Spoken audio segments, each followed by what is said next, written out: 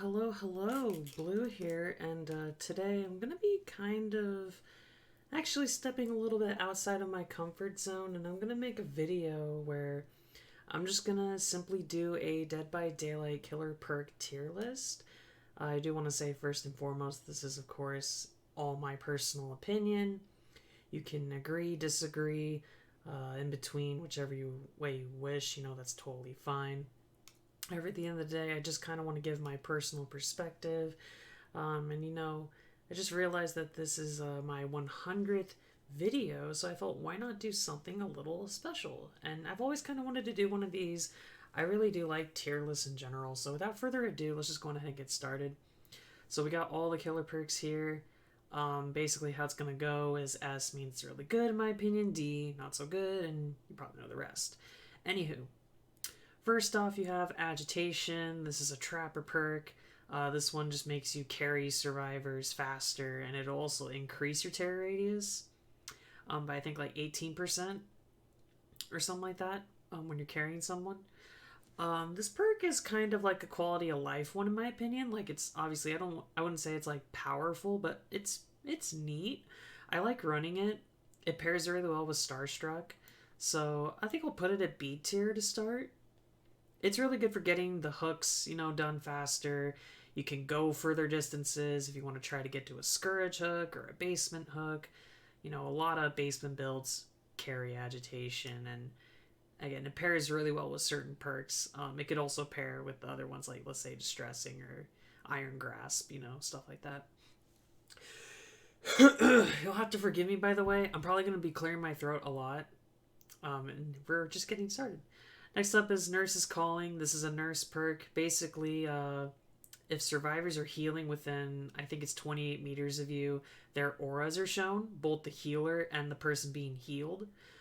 This is a really strong aura perk, and it works really well, funny enough, on Nurse, as well as a number of other killers. I think it works good on Legion, on Wraith. I would say it's a very strong A tier perk. I kind of want to put it in S tier, but I'm going to go A for the moment. I just think it's really, really good for information. And if you are like a hit and run killer going around, this can really hinder progress to those who want to be altruistic. Next up is Bamboozle. This is a clown perk. You basically vault, I believe, 16% faster, and you cover the vault. You block it off for like 15 seconds. It's a really good chase perk, really good anti-loot perk.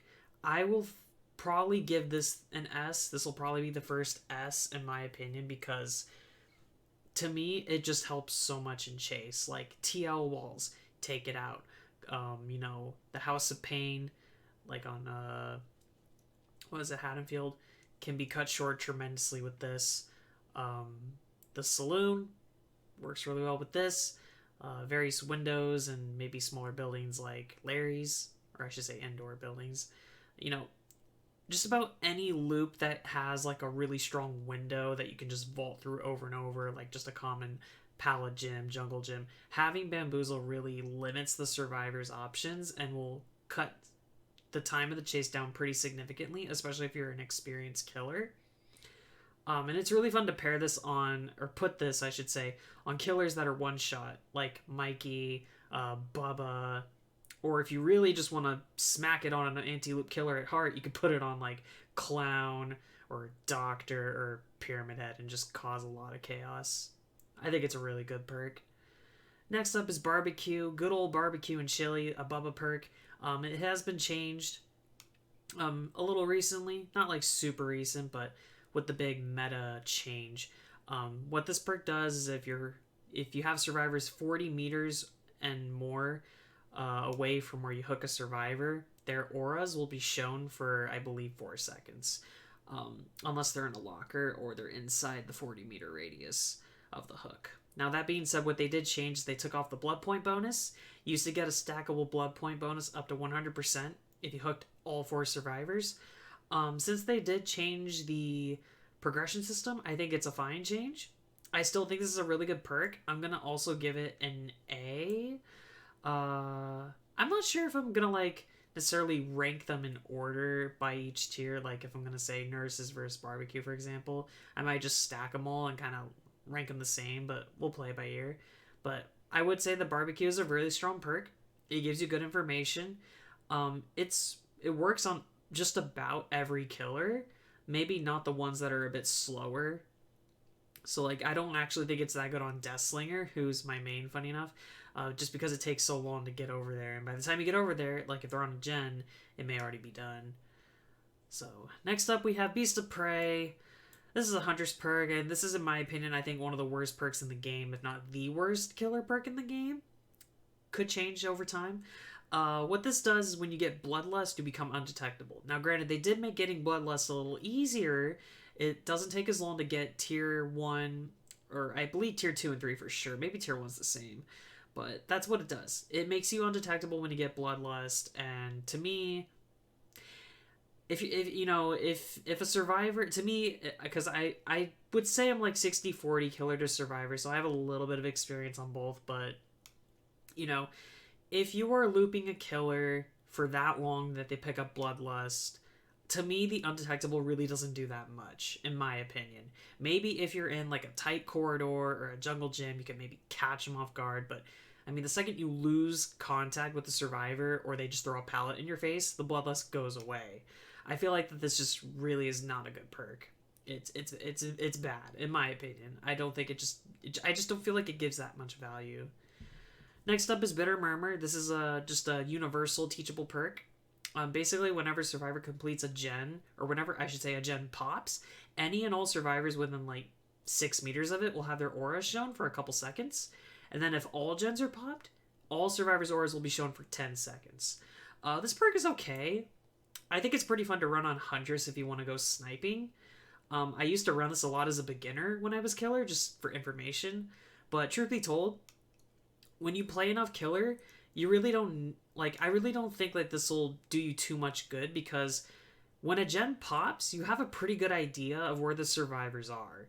Maybe they'll hide behind a wall or a rock or just anything, or just run away, usually. It's pretty obvious what survivors will do after a gen. They usually just flock to another one or go reset if they did it while they were hurt. Now, the end game benefit is pretty good, 10 whole seconds of aura reading, but that's the only thing though, is that it's at the end game, and to me, I like to run perks that'll help me do good in the beginning to mid game so that I don't have to rely a ton on the end game. That doesn't mean I don't like running end game perks, like we'll get to those later, but I just feel that in terms of power, it only does so much. But it's not bad though. It's certainly not bad at all. Blood Echo. This is an Oni perk. Basically, whenever you hook a survivor, any and all other survivors that are injured will become hemorrhaged and exhausted for 45 seconds, and the perk, I believe, has a 60-second cooldown, so not that long. Now, this perk is actually, I think it's really fun. This perk is like S tier on like Legion, because I run this on Legion, and I get a lot of value more often than not. It's really, really good. However, outside of a killer like Legion, maybe Plague, maybe Wraith if you don't get effed by boons, this perk really, unfortunately, is kind of hard to get value out of otherwise, because the survivors have to be injured first off, and if survivors are working together really well, or if they're swiffing, they're probably going to heal, unless you're really sharp on your chases. The effect is very cool. Like, you deny Sprint Burst, you deny Dead Hard, Balance, Lithe, all that stuff. And also making them hemorrhaged with that new effect is pretty cool too. It'll make it a little harder to heal back up. That being said though, unless you're able to keep up the hits consistently, I mean, you can do that with any killer if, the cards stack the right way. But the most consistent value you'll get out of this perk is with a killer like Legion. So when you factor in, because ultimately rank-wise, I'm going to just say how the perk is like in general, not just on a specific killer. So I'm going to have to give it a C. It's just tough to me to get really strong value. If it works really well. I mean, literally, I would say this is S tier for Legion again, but in general. I would say it's like a solid C. It's not a bad perk at all. It's just one that you might not get a ton of value out of with like a base M1 killer. Bloodhound. This is a Wraith perk. This makes blood pools more discernible, so you can see them easier, and they last longer. Blood will not vanish away as quickly. I think it's like maybe 3 or 4 seconds longer they'll appear for. I think this is actually a pretty decent tracking perk. This perk I don't feel like is... I'm not saying it's like, top of the line, but I think it's underrated a bit. So I'm actually going to give it a B. I really find myself getting good value out of this. I think I run this on Spirit. But really you could run it on any killer and you could get value out of it. It's just good enough in general. Like, it makes it easier to track survivors and it does its job, and I think it does it well. So I give it a B. Next up is Blood Warden. This is a Freddy perk. Basically, whenever you hook a survivor at endgame when the gates are open, big point there, the entity will block the exits for a full minute. This perk is infamously just really fun to use. There's nothing more funny than getting value out of this and catching survivors like teabagging you at the exit gate and they can't leave. It's hilarious. That being said, how strong I think the perk is, outside of it being cool in effect, I would say it's a C personally. First and foremost, survivors are smart. They 99 the exit gates, and they usually don't flip them open unless they're all ready to get out. If you're lucky, you can maybe catch a survivor when they pop it open and they all think they're safe. You down one, you hook them, and then you can really get something going. Or if you open the gate yourself, that works too. But it's a little too situational. Again, I just think I just think that what it is that survivors are smart. They, the friends that I actually play with a lot, anticipate Blood Warden just at base. Like, we always 99 the gates. We never open until we're all safe. We'll just dip. If, let's say you really want to get value, so you slug the person by the hook and you just wait. We'll either, wait, I think, for the hook to happen and then open it, or we'll just bolt out of the game. It's really fun when you get it to work, but it's a little tough. And the other thing too, like I said, it's an end game perk. This only does you good at the end game. So, beginning, mid game, you're not going to get any value out of Blood Warden. Next up is Brutal Strength. It's another Trapper perk, and this makes you kick everything 20% faster. Kick gens, kick pallets, kick doors. I think this is actually a very strong perk, and I'm going to give it an A because it does a number of things. First off, you significantly shorten the distance when you have to stop and kick a pallet. Like, if you're chasing someone, they drop a pallet, you want to cut off the loop by breaking it, you do not lose as much distance. Now, 20% may not sound like a lot, but it actually makes quite a bit of a difference. And keep in mind that with the recent update, where killers in general kicks up 10% faster now, this is a 30% increase, really, when you look at it from the majority of years, prior. And also, if you want to stop and kick a gen, doesn't take as long. You can apply your eruption quicker, your Call of Brine quicker, your pop. I think Brutal Strength is it's also just fun to use. You get to break stuff faster. It makes you feel powerful. And on top of that, it's good in chase. It's good for applying pressure. It saves you time. So I think Brutal Strength is a very strong perk. I give it an A. Speaking of Call of Brine, this is an Onryo perk. This perk is really strong. So what it does is when you kick a gen, for the next 60 seconds, my bad, it will regress at 200%. Basically the rate of Old Ruin. And on top of that, it glows yellow, and if a survivor completes a good skill check on it, you'll get a notification, kind of similar like Tinker, as far as the look of it goes. This perk is really good for a number of reasons. One, it regresses gens really fast. I mean, 200% is insane. And this can stack with Overcharge, the new Overcharge. And also getting the notification is really good. This works really well on Freddy, works really well on Onryo, Works really good on like demo, just killers that can get around fast. Blight, another one. And it does a lot. It has a lot of value. So I'm actually going to give this an S as well. Actually, I'll put it above Bamboozle. Call of Brine has definitely become meta as well. I see a lot of killers run it. I run it on a few. It's a very strong perk. It does a lot. It's really, really good. It's very powerful. So, gets an S. Next up is Corrupt Intervention. This is a plague perk, or Vommy Mommy. This perk has been changed, so how it used to work is for the start of the trial, for the first 2 minutes, the 3 furthest gens from where you spawn get covered. And this was super meta, and easily S tier because you cover the gens for 2 minutes. That's a long time. You set up a 3 gen for yourself. You could do it like in a number of ways. Like you can, excuse me. You can use the gens covered by Corrupt as a 3 gen down the road. If the gens you start defending at the beginning maybe get, pressured really well by the survivors. You force the survivors to come to your side of the map so you can force your own sort of like zone right off the bat. You don't have to go looking too far. It gives you an idea of where the survivors spawn. Mostly, more often than not, they'll spawn where the gens are corrupted. It's really, really strong. Now, they did change it.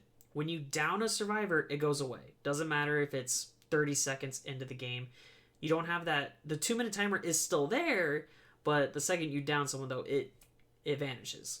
So, it's still really good. It's not as oppressing in the early game as it used to be, though. So, for that reason, I'm gonna bump it down to A.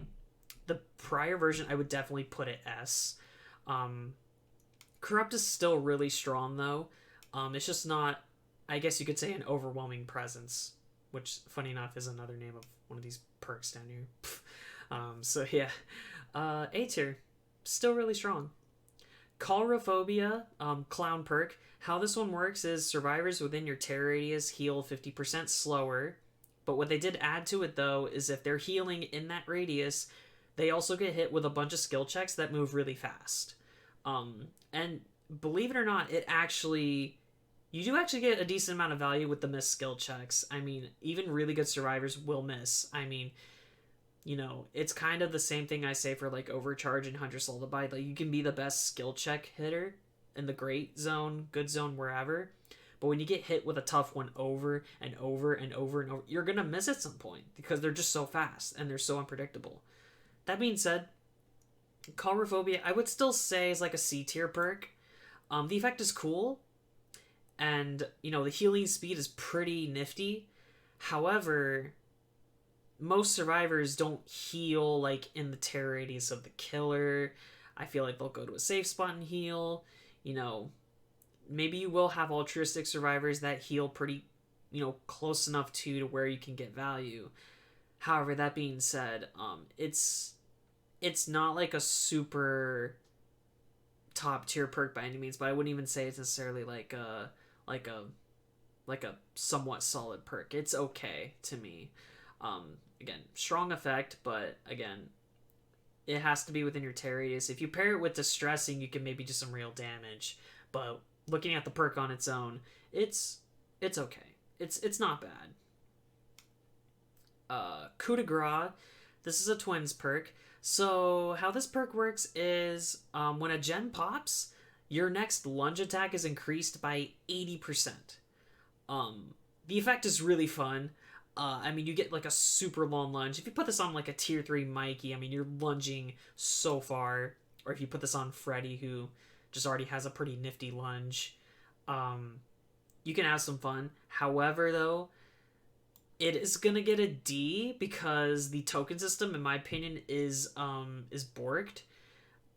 Essentially, like it ties to pop gens, so you're getting 5 tokens max per game. Secondly, if you mess up and do like a mini lunge, or a half lunge, it consumes the token. It's gone. So, you really only get one shot with it, or one shot per token, you could say. It's still fun. It's still really neat, and it's pretty crazy in a fun way to just kind of put this on and try it out for funsies. However, really at the end of the day, it's really not that great. And if there was some way they could rework the token system, I would consider moving it up higher, but ultimately, it's a D for me. Claustrophobia. This used to be a Demogorgon. Well, you could still technically say it's a Demogorgon perk. They made it a universal though, with him and Steve and Nancy.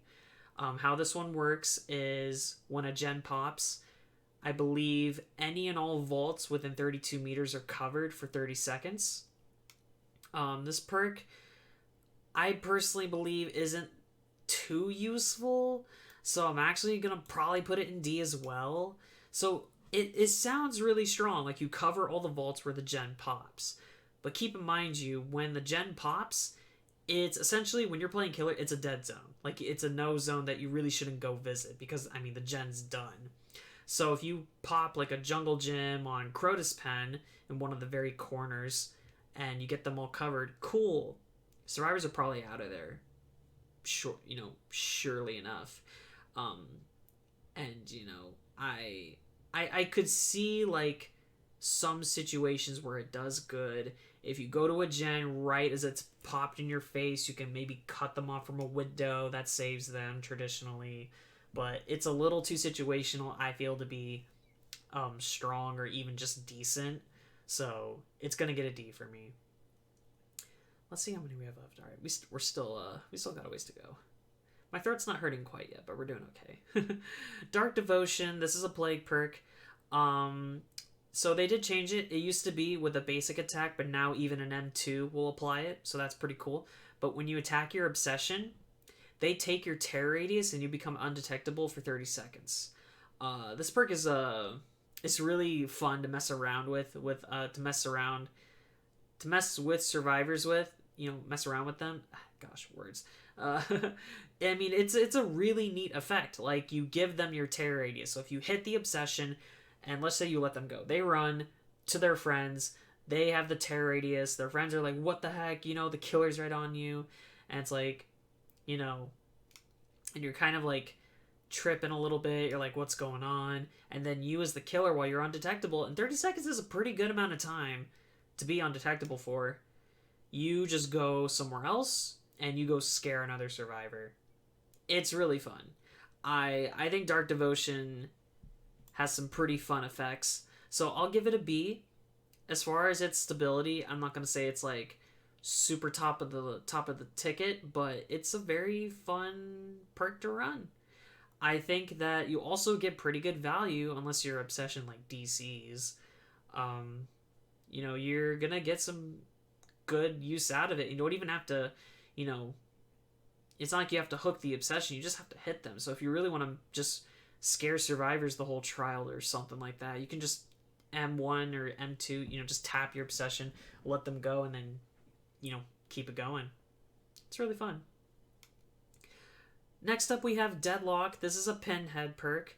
So Deadlock works in the sense where when you pop a gen, or when survivors pop a gen, the gen with the next highest amount of progress on it will get covered by the entity for 30 seconds. This is actually, I used to think this perk was just but honestly, I tried playing with it a little more, funny enough, on Pinhead. It's not only good on Pinhead, but it's actually, I would say it's good on just about any killer, because what it does is it halts progress. How many times have you played killer and you have survivors pop like 2 to 3 gens in a row? Usually 2, 3 is pretty tough when that happens, but 2 usually happens quite a bit sometimes. So what this does is it really prevents that. It gives you knowledge. It, again, will block the survivor's progress. So for 30 seconds, they could hang around the gen, but that's usually enough time for you to get over there, scope out the area, maybe find the survivor, and then maybe damage the gen too while you're at it as well. It's just really good. It's a really good check and balance to just kind of keep yourself, in the game. It's really good for just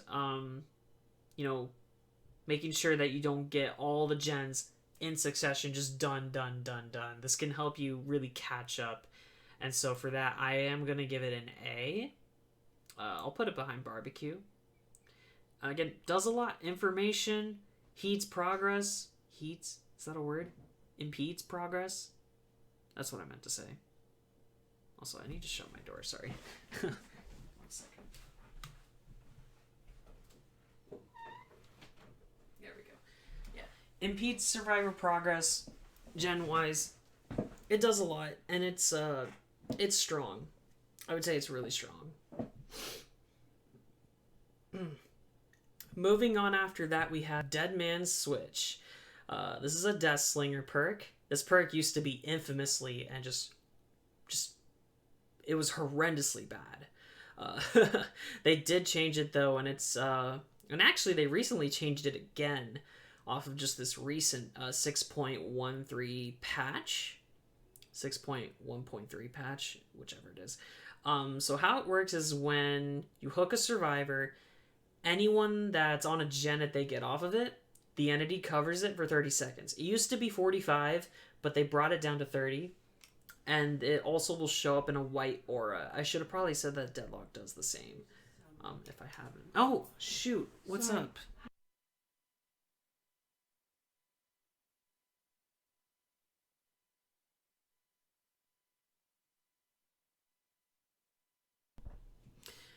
Alright, if I don't edit it...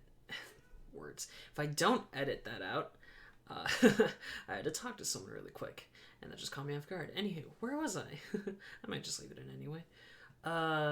Yeah, Dead Man's Switch. Oh yeah, and I was saying Deadlock, also when it's covered, it shows up in a white aura. Dead Man's Switch does that. It will cover the gem for 30 seconds if a survivor gets off of it, or is forced off of it. And I think very similar to Deadlock, it's a good check and balance. It'll impede survivor progress on gens, give you some information while you're at it too. I think it obviously has been known to pair super well. This used to be insanely meta, but it paired really, really highly with Scourge Hook Pain Resonance. And with the recent re-changes, because they took it away and then they brought it back, the Scourge Dead Man's thing. It's still really strong, and it still works very, very effectively. But also with certain killers, this I think could do very well with Freddy, because he can teleport to the gens, can work very well with Artist or Bird Mommy, because you can just shoot a crow to the gen, hits the survivor, they're usually going to jump off of it, and then it's covered. Dead Man's Switch, I think, is also an A tier perk. Even with the shortened time, I think it's still really good. And I am glad that they made Dead Man's Switch what it is now, because it used to be terrible. It used to be bound to the obsession. It was really hard to get any kind of value out of it. It was a very welcome change. They changed this perk when they nerfed, quote unquote, the Death Slinger. So I'm glad that it's ended up how it is. I think it works very, very efficiently. And it's an A tier to me. After that, we have Deathbound. This is a Pyramid Head perk. How Deathbound works is whenever a survivor heals another survivor, the healer will become oblivious for a minute whenever they're, I believe, 8 meters or more away from the healed survivor. And also, when the survivor completes the healing action, they scream, and the killer gets a notification in the form of a bubble. This perk is not too bad. It does a few good things. It makes a survivor oblivious, gives you information, and it can do some pretty good things. I wouldn't say it's like too great of a perk, because, you know, the oblivious effect is pretty nice to apply to survivors, but it's not a make or break status effect, or at least in this way to me it isn't. A make or break one. It can do some interesting things, but I would say it balances out to around the middle of C tier. Still does some solid workings and effects there. So I'd probably leave it around there. Dear Stalker, this is a universal teachable perk, and simply put, how this one works is whenever you down a survivor, their aura is shown to you within, I believe, what is it, 28 meters, 32 meters, maybe 24 meters. You see the aura of downed or slugged survivors. B tier. It does its job, and it does it pretty well. I actually run this on twins, because they're the killer I probably slug the most with. And I think it does its job really well. If you don't know where you parked your survivor after downing them, this will help you find them a lot easier. Discordance. It's a Legion perk. I think it's like what is it? 128 meters, basically the length of the map. Whenever 2 or more survivors hop on a gen, it glows yellow. And you also will have this light up on your perk wheel, so you know it's Discordance and not something else. But, it lights up yellow. You'll know that, hey, this means 2 or more survivors are on this gen. I gotta get over there.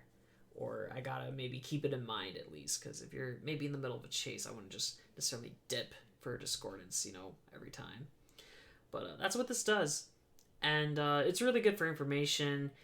It's very hugely critical, I believe, at the beginning of the game, because that's mostly the beginning of the game, and if you're down to 1 gen, that's when survivors will double, triple up, if they can, quadruple up on a gen. So having this perk is essential.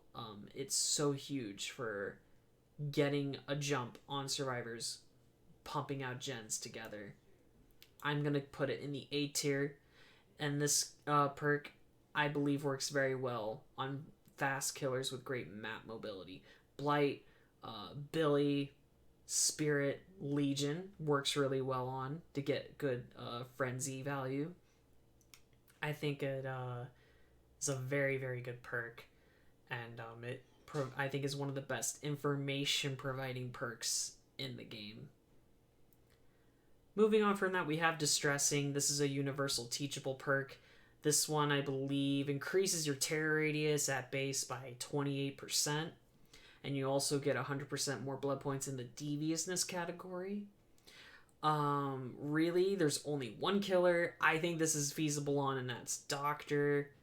Because your terror radius is how far you can static blast. Really, it's a D tier perk to me. I mean, I don't see a whole lot of use out of having a larger terror radius. That you're letting survivors know that you're coming a lot quicker than usual. Again, it could be fun to maybe put this with something like Chlorophobia, or, again, on Doctor, but really outside of that, I don't think it does that much good. Dragon's Grip. This is a Blight perk. How Dragon's Grip works is when you kick a gen, if a survivor taps it in the next 30 seconds, they will scream and become exposed for 60 seconds. And then the perk will have a cooldown of 80 seconds. So, effect, I think, is really strong. You inflict a survivor with the exposed status effect for a full minute, and they scream, so you're going to know where they are. You're going to know they were on that gen you kicked. Here's the big problem, though. The cooldown is absolutely abysmal. Because you think 80 seconds, well, that's not too bad. Well, you have to think about it this way, though. 30 seconds, if they don't touch it, it will still go on the 80-second cooldown. That's a 110-second nothing burger. Almost 2 minutes of nothing. And even if you get the exposed to work, that's still a really long cooldown. The cooldown is really, really brutal.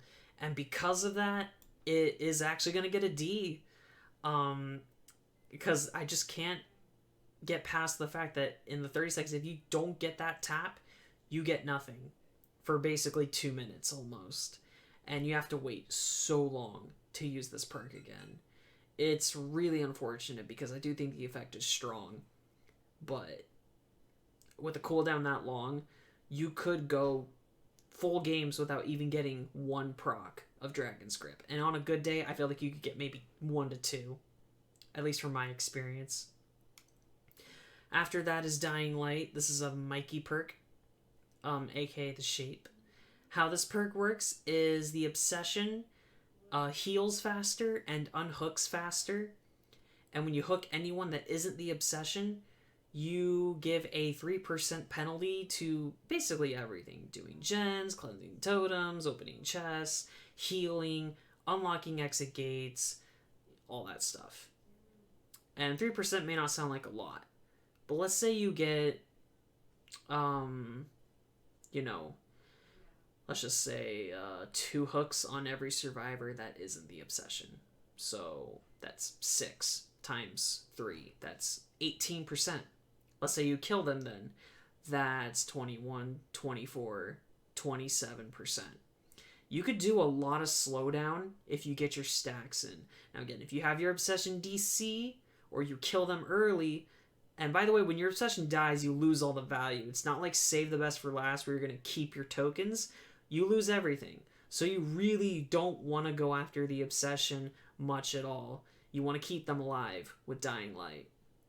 But to me, I feel that when you get to about 5+ stacks, the slowdown is noticeable, and it can be pretty good. Especially if you duo this up with something like Thana or Scourge at Gift of Pain. You can do some good stuff. To me, though, I would say it's going to be a C just because there's a few killers in particular that I feel Dying Light works really good on. Plague, Legion, maybe Wraith, maybe Blight. You could also throw Nurse in there. Just killers that are able to get around and hit a lot of survivors really quick. However, on the base M1 killer, like an Oni or a Trapper or, Ghosty, Slinger even, Huntress, just the killers that don't really have that much map traversal or multi-pressure capabilities, you're not going to see a whole lot of value out of Dying Light from a majority of the killers, in my opinion. Again, if you get your stacks, you keep the obsession in the game, and you can get the roll on, get the roll going onward there. Dying Light can be pretty good for slowdown. On its own, though, I don't think it's significantly that strong. So I'd honestly, you could even argue it's a D tier, but I'll give it a little bit of a leeway into C tier. Next up, we have Enduring. This is from Billy. Enduring works where when you get stunned by a pallet, you recover twice as fast, or it does 50% less of a stun to you. So essentially, you get stunned and you pop right back up. I think Enduring is very, very good, and it also will join the A tier. I think it's one of the best chaser perks, or I would say chaser perks in the game. I don't know if they say anti-loop, but it's super good. I mean, you basically pop right back up. You put this with Brutal Strength, Spirit Fury, and Bamboozle. You effectively have a full chaser build, and you can make even killers that are bad in chase do pretty decent. Enduring's really good also, where if you have survivors that want to do pallet techs, where they stun you and they vault over to try to lithe away or something, you're basically guaranteed a hit or even a grab if they're hurt. So, yeah, Enduring is really fun. It also helps you not be as afraid of the pallets, because, when you get stunned by a pallet, you lose time, you lose ground, you subject yourself to possibly getting blinded. With the Enduring, though, you take a lot of those worries off of your shoulders, and henceforth, you give yourself more confidence in chase.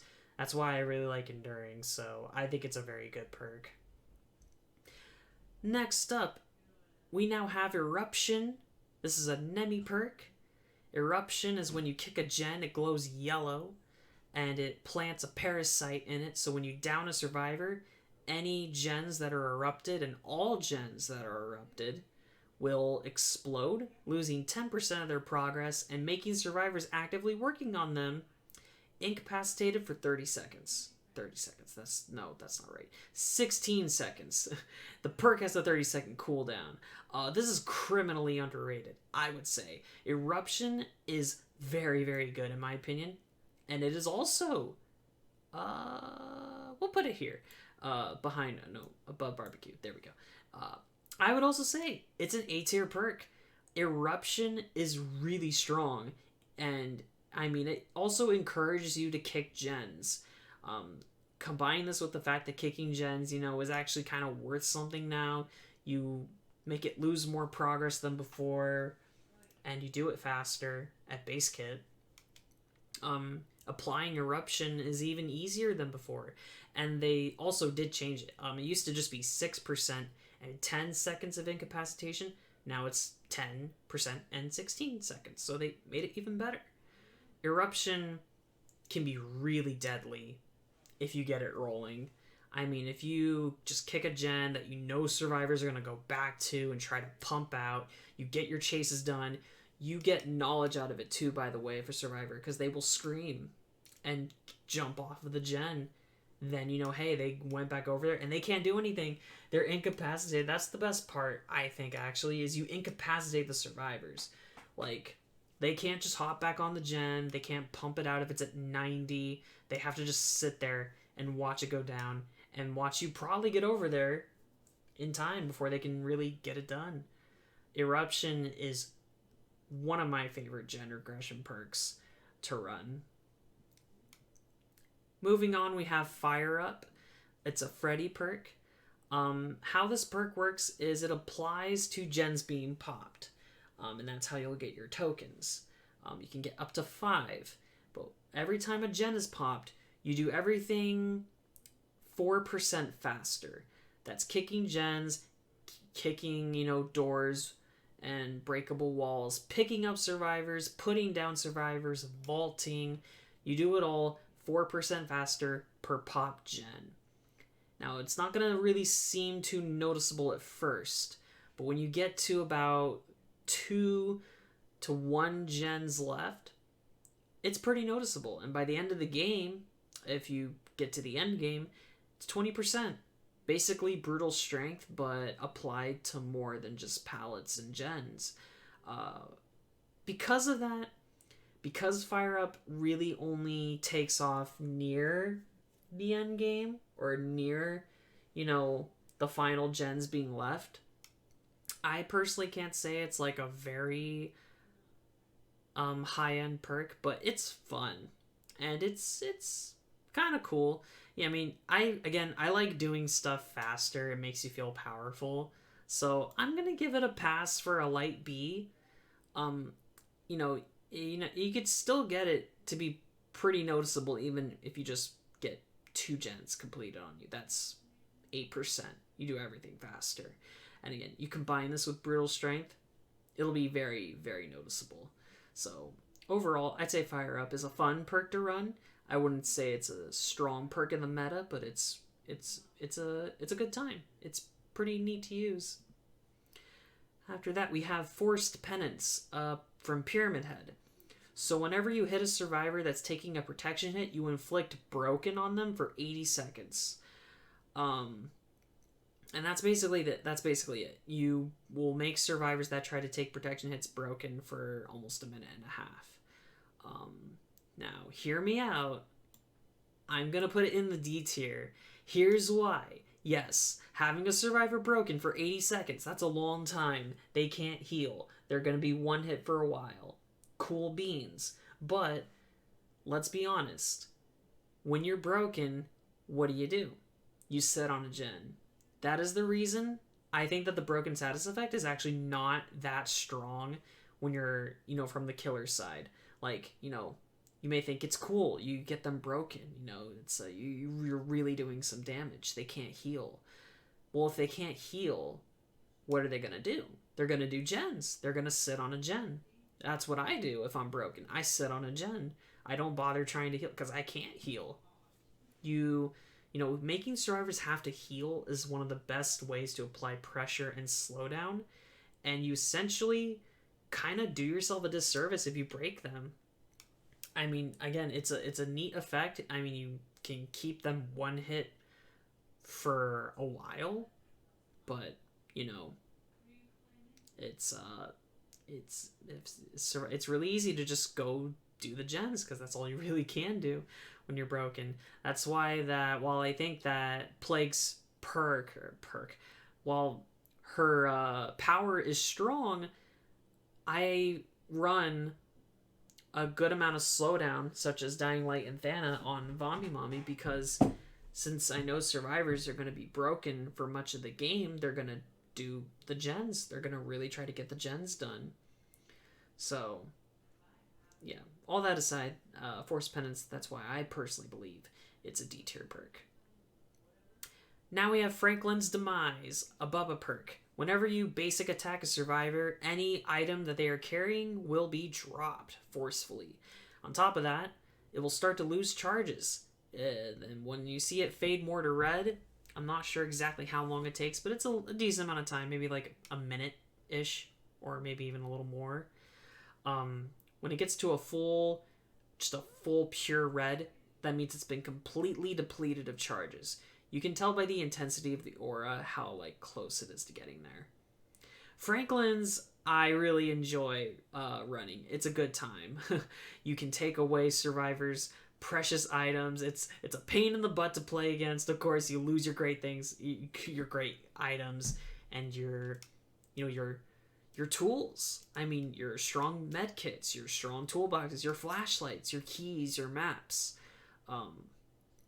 I think it's really, really funny actually to bring Franklin's and just take away items from the survivors. It's really funny, especially when they go back and they want to pick them up so bad, they'll just prioritize the item over their own lives. I think Franklin's not only is very enjoyable to put on and run, but in addition to that, I think it actually can do some good damage to survivors as well, because those items can, they're not make or breaks usually in games, but they can be huge assets, and you take away those assets. So I'm going to give it a B. On top of that, you put this on Pinhead and you're just a monster. I mean, I put it on Pinhead, so I mean, that just tells you how much of a monster I am, I guess. An actual menace to society. You put it on Pinhead, you take away the box on the hit, and you just pick it up and start an instant chain hunt. It's brutal. Yeah, I really love Franklin's, though. After that, we have Furtive Chase. This is a ghosty perk. How it works is when you hook the Obsession, when they are unhooked, the Obsession status will transfer over to the unhooker. So it's almost like a game of hot potato with the Obsession, but here's the kicker. For each time this happens, your terror radius decreases by 4 meters in Chase. So you can get up to 4 stacks. You can take 16 meters off of your terror radius in Chase. Ironically enough, this is a really pointless perk for Ghostface because you can just insta-stealth and take away your terror radius altogether. However, it's really fun on other killers. I actually put this on Mikey, because if I can get all my stacks, I have no terror radius in Chase, because Mikey's terror radius is 16 meters at base. It can be pretty scary to put on killers with smaller terror radiuses, or it can pair with Monitor. And if you want to make a killer that usually isn't a stealth killer with this, you could do so. However, that being said, I don't think Furtive Chase is really that strong outside of some niche obsession-based builds. All in all, I would say that Furtive Chase it's a cool effect, but in terms of its actual ability and how well it can do, I'm gonna probably put it on D tier. It's unfortunate because I actually don't think that the perk is bad, but in terms of its strength, I don't think it's that high up. So it's gonna land on the D tier for me. Moving on from that, we have Gearhead, another Deathslinger perk. So I believe you have to injure a survivor, and after that, whenever a survivor completes a great skill check on a gen, their aura will be shown for 10 seconds. This is significantly better than how it used to be. It used to be you have to get 2 basic attacks, and then in the next 30 seconds if a survivor hits a skill check, the gen will glow yellow. I mean, just so extra in the worst way. Now, it's very feasible. I personally put this on Bird Mommy because if I see a Gearhead pop up and it will highlight on the perk wheel when it's activated, I just shoot a crow off to the gen. And, I mean, off to the aura, really, because I can see it. And then I get value. It's honestly a really decent perk now. I think it's really good in the sense that it gives you good value.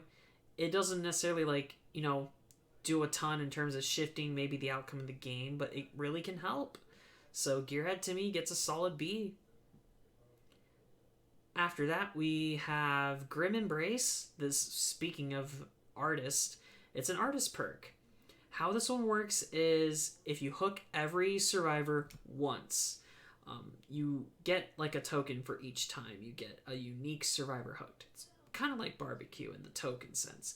But when you get them all hooked, all gens are covered for 45 seconds, and your Obsession's aura will be shown to you for 4 seconds. What this essentially is I would say almost like a mid-game checkup. Like, if you lost 2 gens, but you got 4 hooks, this could be a really good way to try to get yourself the edge. Like, if you have an even game, hitting Grim Embrace can really make a difference and give you the lead instead of the kind of the 50-50 type of battle. Additionally, if you're near the end game and you need to try to get some catch up in, this could come in really clutch, or at least give you a better chance of doing better at the end of the game.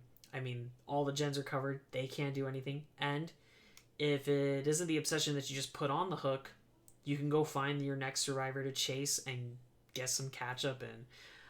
I think Grim Embrace is actually very, very good at what it's supposed to do if you get your stacks in, so I'm going to give it an A tier. I'm going to slide it in the A column. I believe it does very efficient work if you can get those hooks in. And on top of that, now, on a side note, I'm just going to say, I am a firm believer that you can play how you want as long as it's not against the rules. But I think Grim Embrace also will probably get brownie points from just players in general, in the sense that it's kind of an anti-tunnel perk, because to get your value, you need to hook everyone once. So, if you are a killer that doesn't like to tunnel, or wants to spread the love equally, you could put this on, and you'll get a reward for it. Moving on, Hangman's Trick. It's a piggy perk. How this one works is when you carry a survivor, any survivors within, I believe, 4 meters of a hook will have their aura shown. In addition to that, you get a notification the second a survivor starts saboing a hook. Not when it's already saboed, when they start to sabo. This perk does what I think it's supposed to do pretty well. So I actually will give it a B. It's not, like, incredibly strong, but, like, it does what it's supposed to do really well. Like, you get information, you can really help yourself against Sabo squads by having Hangman's Trick. So I personally would put it in the B. And I know that earlier I was like, well, Furtive Chase, does its cool effect really well, but it's only a D. Well, here's the thing that I would say is the biggest difference. Hangman's Trick, to me, you can use on any killer, and it's good on its own, but can work even better with other things. Furtive Chase, I feel, excels with certain killers that have bigger terror radiuses, and can only really excel if you pair it with something like Monitor or something else that can mess with your terror radius. On its own, it's fun, but it's not, like, sufficient in structure. Hangman's Trick, I say, as obscure as it is sufficient in structure. Now we move on to the Hex perks. So, just a little food for thought. Hex perks are essentially risk it for the biscuits. These obviously apply to totems, and they are lit totems. Also, you could call them spicy candy. That's what a lot of my friends and I like to call them. How it goes down is this perk's effect is applied to the totem. So when the totem is cleansed, the effect either goes through or it is lost. So you could lose these early, you could have them work throughout the whole entire game, you could maybe get a little bit of value in between. It really is up for grabs. It's kind of a roulette. So, as fun as these following effects will be, just keep in mind you could lose them at any point in the game. First off is Hex Blood Favor. This is the one for Blight. When you hit a survivor, or just injure a survivor, I believe it's with a basic attack, because I don't know if M2 applies, but any pallets within, I want to say it's maybe 20 meters, 16 to 20 meters of the hit will be blocked by the entity.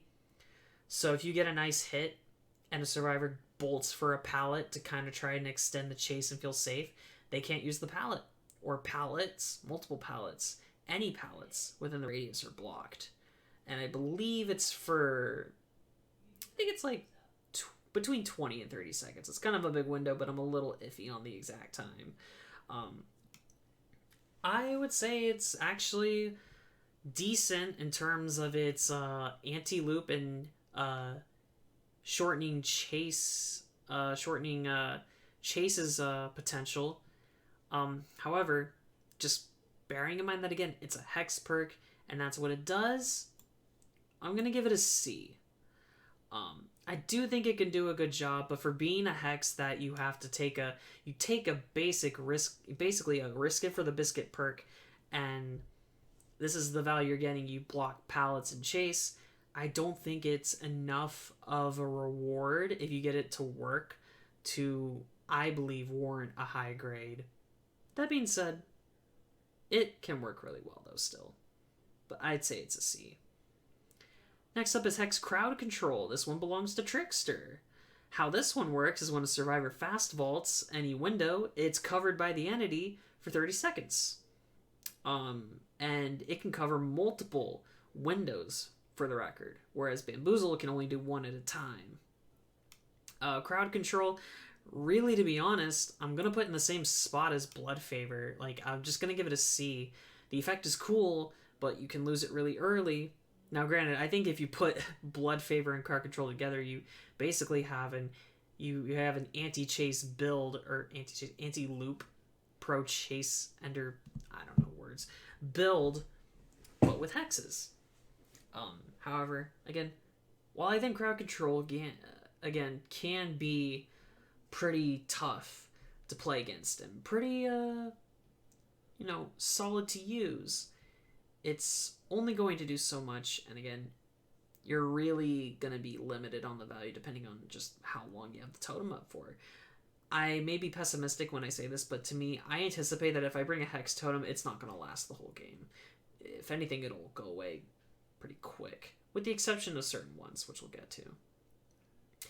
Moving on from that, we go on to the Hag's first Hex perk. Hag, for the record, has all Hex perks. Devour Hope. Devour is an A. Devour, I believe, single-handedly now, if you get the cards to roll your way, if you don't lose this totem at the start of the game, this is the strongest Hex perk in the game. How Devour works is it starts with a token system. You hook a survivor, and if they get unhooked, I believe, when you're 32 meters away or more, something like that, maybe 24 meters, you get a token. When you get 2 tokens, you move faster with haste for a little bit of time after the unhook. When you get 3 tokens, all survivors are exposed. And that's usually when Devour procs for everyone, is when you get the exposed hit. That's when they're going to know, oh, the killer has Devour, and that's usually panic mode, because Devour is one of the scariest things to just have thrusted upon you out of the blue. 4 tokens doesn't do anything. You just keep the exposed status effect, but 5 tokens, though, you are able to now Mori. You can now Mori any survivor, regardless of hook states. You could down a healthy survivor you hadn't even met yet, you hadn't even hooked yet, and just kill them right there with 5 stacks of Devour. I actually have a little funny story. There's a friend named Ace. and I played against him with some friends in a tournament on DVD, and he infamously, with Demogorgon, did this to me.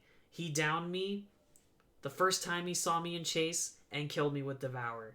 It's so good. It's so scary. If you get this totem to last.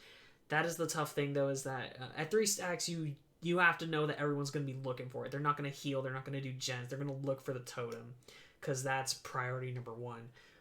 If you get everything to work out, though, this perk is so satisfying to get value out of.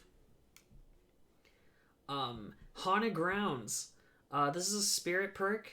Haunted Grounds I'm also going to put in the A column. Haunted Grounds is one of the rare hex perks that's actually kind of safe to run, because it's not that you get value on it being up, you get the value when it's cleansed.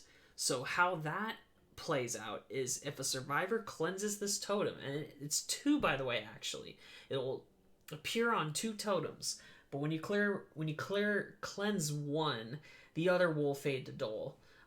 All survivors are exposed for 60 seconds. It's kind of a shock, like, cleanse. It does a really good job, and this works, by the way, too, if survivor boons the totem. So, cleanse or boon, you are going to get Haunted Grounds to impose itself on every survivor. And it is scary. It is really scary.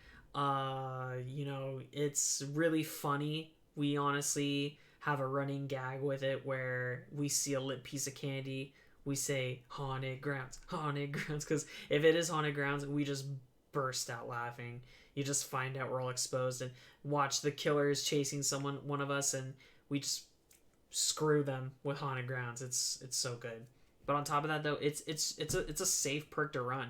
It's one of the ones where if it gets cleansed at the start of the game, you're not gonna be, kind of effed. You get some adrenaline, really. You can down survivors in a whole minute. That's a good amount of time to at least get some value out of it. So, Haunted Grounds is an A tier.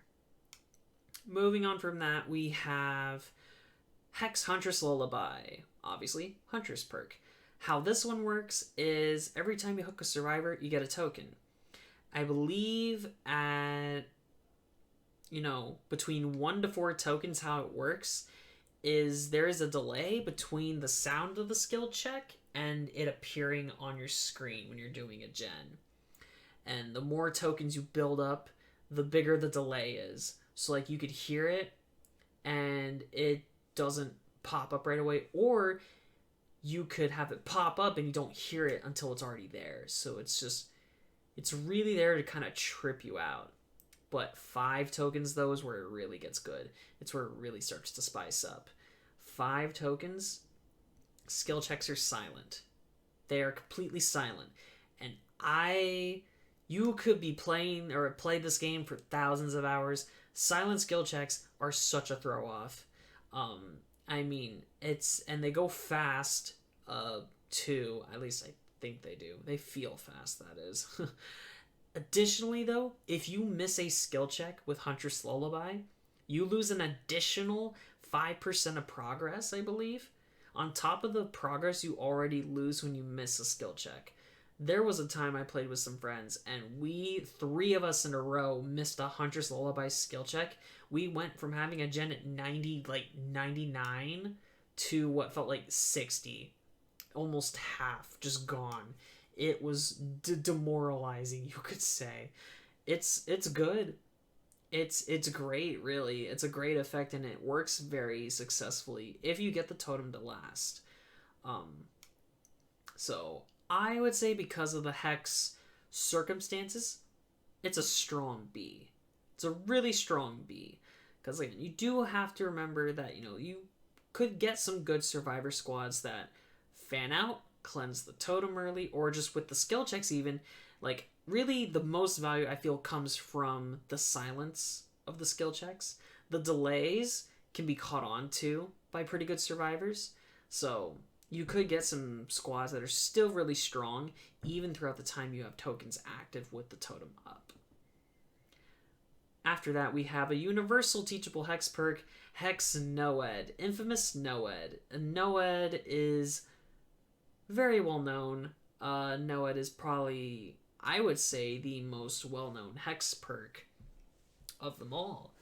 Obviously, because everybody can get access to this one. How it works is when you get to the end game, when all the gens are popped, or if the hatch is closed and you're down to the last survivor, you as the killer get a 4% haste bonus speed boost, and all survivors are exposed.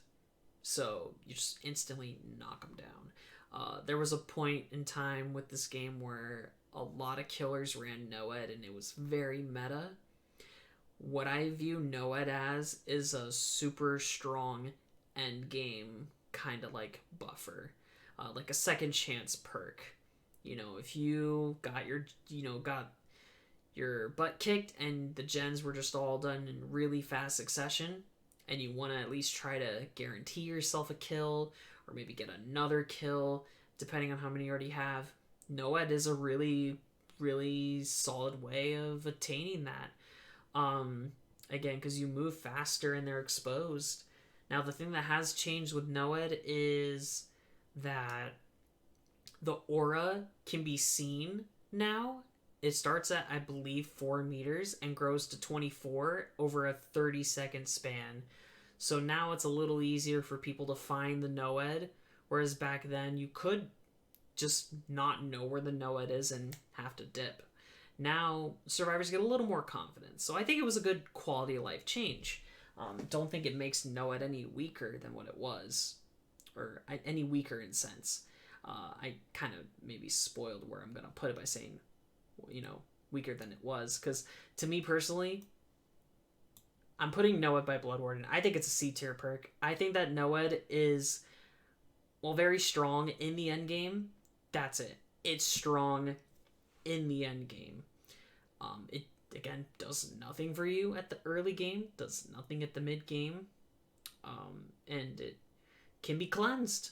That's another thing, too. Unlike Bloodwarden, this can be cleansed. You could lose Noed early, or you could even lose Noed before you get to the end game. If the survivors bring just counter force in small game and boons, boons... Yeah, if a boon is already on the last totem, it will overpower Noed. But yeah, Noed to me is, it's really good in the end game. It truly doesn't do a whole lot otherwise, and I have to just be honest. I would not say that this perk is that strong in the meta, truly in my opinion. That being said, I also just want to mention on the side note, I'm a firm believer, again, you can play I feel the same way with perks. I think you can run any kind of perks that you want. I don't think that running a certain perk makes you a bad killer or an unfun killer. Like, you run whichever you want. It's an in-game perk. So when a lot of killers were running Noed, I didn't think that, because you ran Noed, you were bad or you were toxic or anything like that. However, I will say that just on its own with Noed, I personally don't run it on any killer because I think that it only does a limited amount and only does it in the end game. You can get usually 1 kill from this, unless the survivors are being really greedy and just foolish and you're trying to save without knowing where Noed is or having cleansed it. You could snowball at the end game with it, but really, it's just a good second chance perk, but only at the end game. Really, second chance perks on their own. I'm not saying they're all bad, but this one is just okay. Hex Pentimento.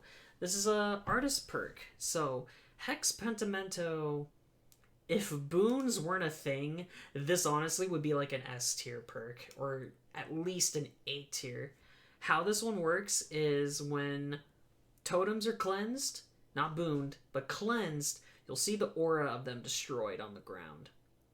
Now what you can do is go over to the totem and rekindle it as a hex, and that being Hex Pentimento.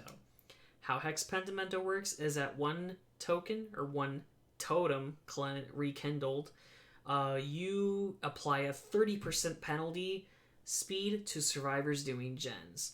2 stacks is healing. 3 stacks, I believe, is picking up survivors off the ground. 4 stacks is opening the exit gates. And if you get all 5 totems pentamentoed, they all cover, so they cannot be cleansed at all. And that, to me, is essentially nail in the coffin. Super strong effects. It's really, really fun to carry this with you, and I think it's one of those hex perks that I really personally enjoy to run when I am able to run it. I only have this on a hex build on my Pyramid Head personally. And again, the only reason I can't just give this a high rank, which I want to so badly, is because boons counter this. And boons are more popular than just cleansing totems on their own. You know, if survivors are booning, you can't get value out of it. So, because you don't have any totems to rekindle. So because of that, I am going to have to put it in the B tier. I would love nothing more than to give this an A at least. If you put this in a full hex build, I think you are guaranteed to get some Pentimenta value, especially if you pair it with the next one, which we'll get to, which is Plaything, but on its own. It's a little tough. It's a little specific. You have to have survivors that are, 1, gonna just cleanse totems on their own, and 2, they can't have boons. They can't be booners. So that's where Pentimento goes. But effects and all, super, super, super, like, just nice. Just really slick. So now we have Hex Plaything. It's a Pinhead perk. Plaything works where when you hook a survivor... Also, if I sound like I'm saying the same words over and over, do bear with me. My vocabulary not only can sometimes be a little restricted, I guess, just off of habit, but also, if you look at the time down here, it's it's past midnight, so I'm definitely going to be getting some rest after this. I can assure you that. Anywho, that aside. Plaything pans out where when you hook a survivor, they will become oblivious. And their obliviousness is matched to a hex totem that has now been created. Because, like, with this one, it's unique. Almost like Haunted Grounds and Pentimento in its own way. You don't start off with it lit. You start off with it being applied to a previously dulled totem. And then again, it activates when you hook the survivor. Now, what's really cool, though, is that for the first 90 seconds of this effect, the only person that can cleanse the totem is the oblivious survivor attached to that unique Plaything totem. After 90 seconds, anyone else can cleanse it. But what this will assure you is that you're going to be guaranteed some value. You're going to, get some use out of it. And that's a reason why I think Plaything is really strong to run. Additionally, why it works so well with Pentimento is that survivors, when you apply Plaything to 4 survivors, unless they're all running boons, you're going to likely at least get some of them, one of them, to cleanse their Plaything totem. Another note, by the way, the Plaything aura will appear to the survivors within, I believe, 8 meters. So, they can find it, and they will have a little bit of help there, but overall, if they can't get their totem, you're oblivious. You're not going to know when the killer is coming. No red stain, no heartbeat, it's no terrorities. It's scary. It's scary good. I think it's a very efficient perk to run for a number of reasons. Helps you in chase, get the jump on survivors, gives them a side objective, so they're going to be trying to do the Plaything on top of the gens, on top of the healing. It's really, really strong. I give it an A tier. It's, again, one of the few hex perks I feel you're comfortable. I'm comfortable running because you're really, you have a really good chance of getting some value out of it. After that, we have Hex Retribution, a Death Slinger Hex. Retribution is where when a survivor cleanses not just this Hex Totem, but any Hex Totem, the auras of all the other survivors when the Hex is cleansed will be revealed for, I believe, 15 seconds. I think some really strong killers to run this on is Nurse, for just reading the auras. Blight can benefit very well from this too. And Retribution, it's actually a really solid Hex perk in my opinion. And again, it's one of the ones where you get value if it's cleansed. You want it to be cleansed. On top of that, though, also, any survivor who touches this Hex Totem, any other Hex Totem, or just a Dull Totem will become oblivious for 45 seconds. So if you want to be scary and spooky, you could look at the aura of the survivor that cleansed this Hex, go track them down. They're not going to hear you coming. So with that being said, I think Retribution, for how strong and safe it is. Now again, it is a really good aura one. However, it is tied to a Hex, so unless you bring like an Undying or a full Hex build, you will on its own you get one use of it. I'm gonna give it a solid high B. I'll put it on the B tier. I believe that Retribution can be really, really sneaky to use. You can get some really good cunning value out of it. Also, I really hope I don't sound like tired, and I do want to additionally say, pardon all the side notes, yeah, this is just a full-on, upfront, perk by perk, rate video. I don't have any cool effects or anything like that, so if you're still watching this, I appreciate you taking the time to hear out my opinion on each and every perk personally. I wish I had some cool transitions or some cut footage on the side, but I'm still learning. So I just want to say I appreciate you if you're still hearing me out here. I know this is going to be a lengthy one, but we're getting there. After that, we have Hex Ruin. This belongs to Hag. So Ruin is whenever survivor is not actively working on a gen, it will regress at 100% speed. It used to be 200%, and this was a very popular Hex perk to run with Undying. Now, Ruin is really, I feel it's very rarely seen. On top of that, though, too, when a survivor dies or if a survivor DCs, the effect deactivates entirely. So I'm going to be completely honest. Ruin is like a C, because it's not super oppressing anymore. This used to be something you could categorize in the S tier, A tier. I personally would have probably put the old Ruin at A tier, but combining the fact you can lose this early, it doesn't do that much damage, and you will lose it inevitably anyway. Yeah, Ruin to me gets a C. I'm still I don't necessarily think it's bad by any means, but it has definitely taken a nerf. Personally, I'm okay with the changes. I never really ran Ruin much to begin with, so I'm not upset, but that is just my opinion. So that's where I leave Ruin. Now we have Hex the Third Seal. This is the last Hag Hex perk. How this one plays out is when you basic attack a survivor, they're inflicted with blindness, and it will last until the totem is cleansed. So the biggest benefit that comes from putting this on is you blind the survivors, and they usually can't remember where or know where to get their unhooked friends. That to me is where I felt that Third Seal was the most brutal. It's just not being able to track survivors and friends on the hook.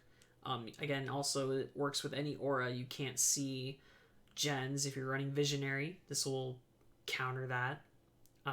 Third Seal, however, really, at the end of the day, as strong as it can be in that sense, I don't think it's necessarily really that great of a perk. Again, you can lose it really early, and more often than not, really strong Swifts will communicate, hey, I'm hooked by the shack. Hey, I'm hooked by the main building. And to me, Third Seal is one of the hexes where you honestly can have it active the whole game, but still play around it on the Survivor end pretty decently. So I'd say it goes in the D tier in my personal opinion. Next up is Hex Thrill of the Hunt. It's a universal teachable hex.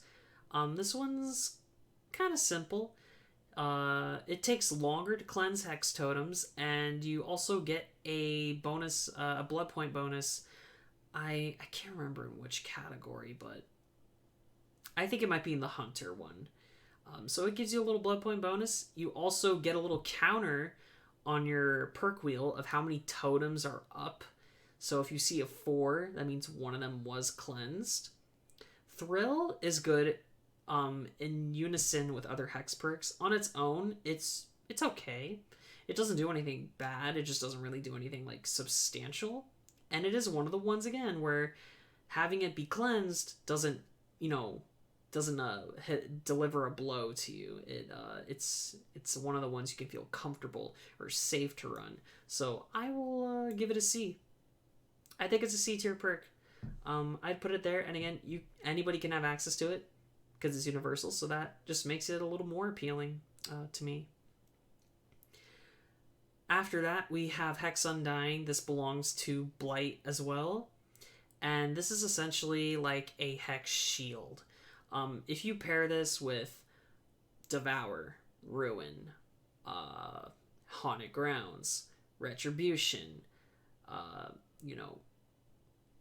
any hex perk, really, this will always be the first thing that goes. The unique thing with Undying is you can bring a full build of hexes, but this will always be the first hex that disappears. It's essentially a bodyguard. If you are bringing Devour and you really want to get Devour value, but survivors are actively looking for totems and they cleanse one, the tokens will basically transfer to a new hex totem, and Undying will take the blow of being cleansed. It can be really good for just giving you more of a chance to hopefully get some value out of any or all hex perks you run.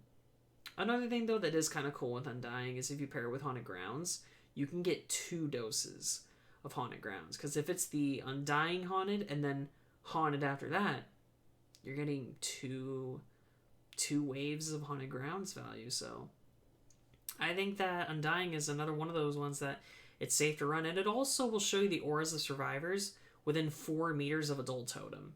Another thing, too. However, that being said, Undying, like, on its own, it doesn't really do much of anything.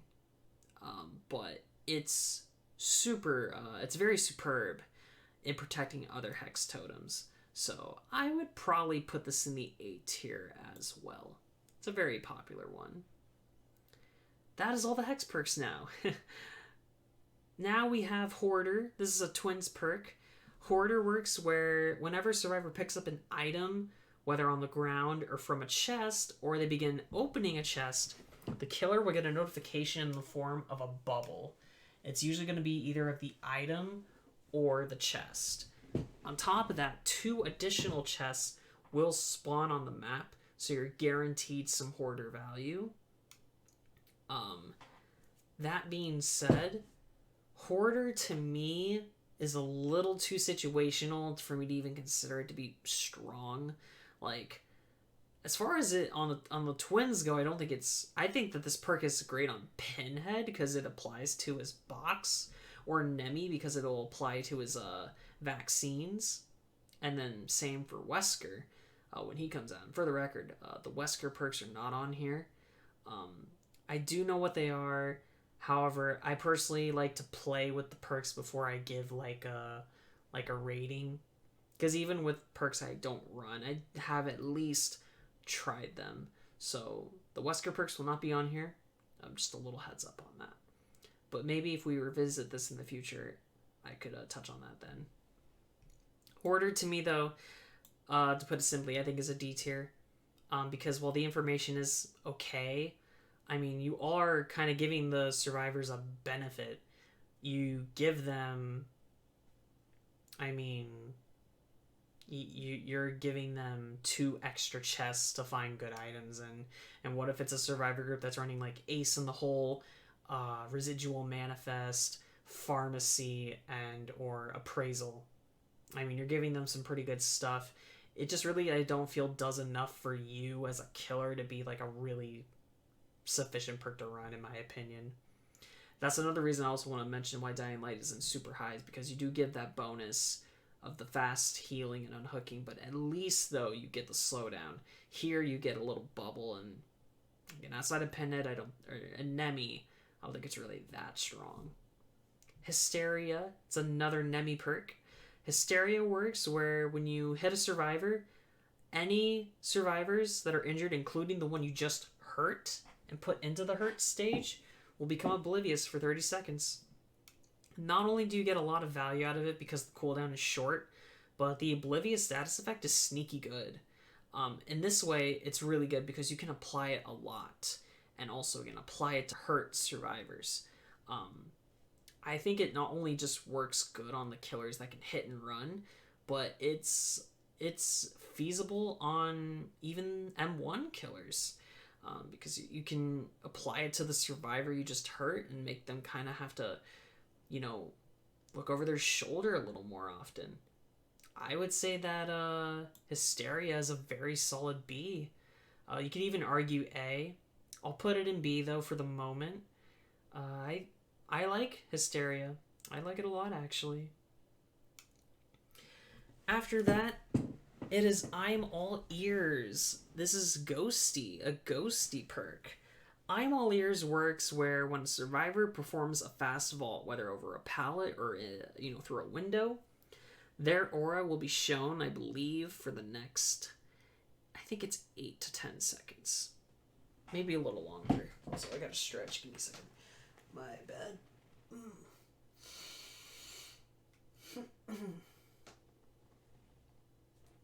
That was a good stretch. I'm All Ears, I think, is pretty funny to have on because you can kind of just, insta-mind game the survivors and make these 5-head plays without needing the 5-headness, you could say. You see a survivor vault through a window and you just kind of watch them move and you figure out where they're going to go and then you react accordingly. It can be pretty effective in countering a survivor in the mind game phase. Mind gaming is one of the toughest things as killer. You have to try to read the survivor, know what they're going to do. I'm All Ears makes it a decent amount easier, and on top of that, you get some pretty good value. The cooldown's only 40 seconds, so it's not that long. Usually with each unique chase, you're going to get this, procced at least once if the survivor does the vault. So I would say that it's a B. I think I'd give it a little pass into the B tier. Nothing super significant, but I think it deserves its place up there. Onward, we have Infectious Fright, another plague perk. Infectious Fright works where when you down a survivor, any and all survivors inside of your terror radius will scream and have their bubble shown for 6 seconds. This is a good knower perk. It gives you information, and at a crucial point, if you have a Sabo squad or a flashlight squad or something like that, when you down the survivor, you're going to know where everyone is, and you can react accordingly. So I also think that Infectious Fright does its job, and it does it pretty well, so I would put it in the B tier. Additionally, I think it's good. Now we have Insidious, a universal teachable perk. So Insidious is where when you stand still for 4 seconds, you have no terror radius. That's it. And the second you move, it goes away. As you know, this is just for Basement Bubba or Basement Trapper or Basement whoever kinds of builds. Because really outside of that, this perk is not good. This perk is bad. It's a D. I mean, when out literally outside of face camping in the basement or face camping behind a corner or just camping, I suppose it all. Yeah, I mean, really, you're not going to get a whole lot of value out of Insidious, so yeah, D tier. Iron Grasp, another universal teachable perk. How Iron Grasp works is it takes, I believe, 12% longer to whittle out, and the effects of whittling are reduced by 75%. So you basically almost have a fully smooth walk without any kind of bumps, moves, or grooves while you're carrying someone. This is, again, when I mentioned pairs super strong with agitation for carrying a survivor to a scourge hook or to a basement hook or just to a far hook. However, this on its own isn't really that strong because unless the survivors are running boil over, the reduced wiggle effect is not that crucial. You can make it to hooks even with survivors wiggling all that they can. And the extended wiggle time can be kind of neat. However, generally, you go to a hook that's close to you and you play it safe. If you want to do the risk it long hook walks, that's when you put this on with Agi. But if you were just to run this on its own and just to try to use it for value, it's a little too situational, so I'd say it's a D tier. I hope my mic's picking all this up, by the way. I would cry if I found out I was muted or something, or if I didn't sound good, so I'm gonna hope that I do. Iron Maiden is after this. This is a Legion perk. How this one works is whenever a survivor exits a locker, they will scream, revealing their location in a bubble, and become exposed for 30 seconds. However, the really cool part of this is you open lockers 50% faster. I know that Iron Maiden isn't used, I would say, super sufficiently on a ton of killers. However, even on just regular M1 killers, Iron Maiden can be pretty decent. So I'm going to give it a B. I love running Iron Maiden personally on Huntress, Trickster, and Dredge. Because, fun fact, you do your refills quicker at the locker with Iron Maiden for Trickster and Huntress. So, obviously, being able to reload your hatchets and knives faster is a plus. A survivor's exposed that they go jump in a locker. Plus, you get knowledge. If they jump out of the locker, you'll know where they are. Plus, it's good. Only reason I wouldn't give it a higher rating is because it is a little specific. Survivors don't hide in lockers a ton, I feel. And, additionally, with that, searching the lockers quicker and pulling them out faster can be nice. But locker grabs aren't a super common occurrence. Those are usually kind of more of the occasional but nice apples to pick out there. So I still think it's a good perk. I think it's pretty good actually. So B. Now we have Knockout above a perk. Knockout works where when you basic attack a survivor into the dying state, they move slower on the ground, they're blurred and muffled in sound, and survivors will not see their aura when they are downed. The effects, I think, are pretty sick. I think it's actually really nice looking, the effects, when you are knocked out by a killer with Knockout. However, in terms of its efficiency, I believe Knockout, unfortunately, will be a D tier perk. And it's for one big reason. First and foremost, survivors will still know where they're getting hooked, where the down survivor's getting hooked at. And on top of that, if you're playing against a Swift, Knockout is nullified because communication on comms. They could just say, I went down by the tree. I went down by the main building. I went down by the carnival. I went down by the killer shack, etc. So, Knockout, outside of its neat effects, don't think is really going to make a whole lot of ground in terms of its, strength. Let me fix this really quick. There we go. Lethal Pursuer, the last Nemi perk. This perk did get changed a little bit. So, at the start of the trial, survivors' auras, all of them, unless one of them has distortion, are revealed to you for 11 seconds. However, the thing that they also changed though is that this will extend the duration of other aura reading perks by 2 seconds. So, barbecue, floods of rage, darkness revealed, anything with an aura that's limited in time, Lethal Pursuer will extend on top of its killer value at the beginning. Lethal Pursuer previously to me would be a C tier perk because while it's really nice knowing where everyone is at the start, you basically just play with 3 perks after that. However, because you can actually get this to apply value to the other perks throughout the game now, if you are running other aura perks, I think that Lethal Pursuer is better. So I would still say it's just a B tier perk. The strength of it mostly comes from the beginning, knowing where everyone is at the start, really getting a jump start on that early game. That's how Lethal Pursuer shines. But yeah, it being able to amplify other aura perks is a very sweet brownie point bonus, in my opinion. Lightborn, it's a Billy perk. Lightborn basically makes you immune to flashlights, flashbangs, and a blast mine stun doesn't blind you, and it only stuns you for like a couple seconds. You're basically anti-blindness with Lightborn. Lightborn, really in terms of meta, is not strong because it's situational as heck.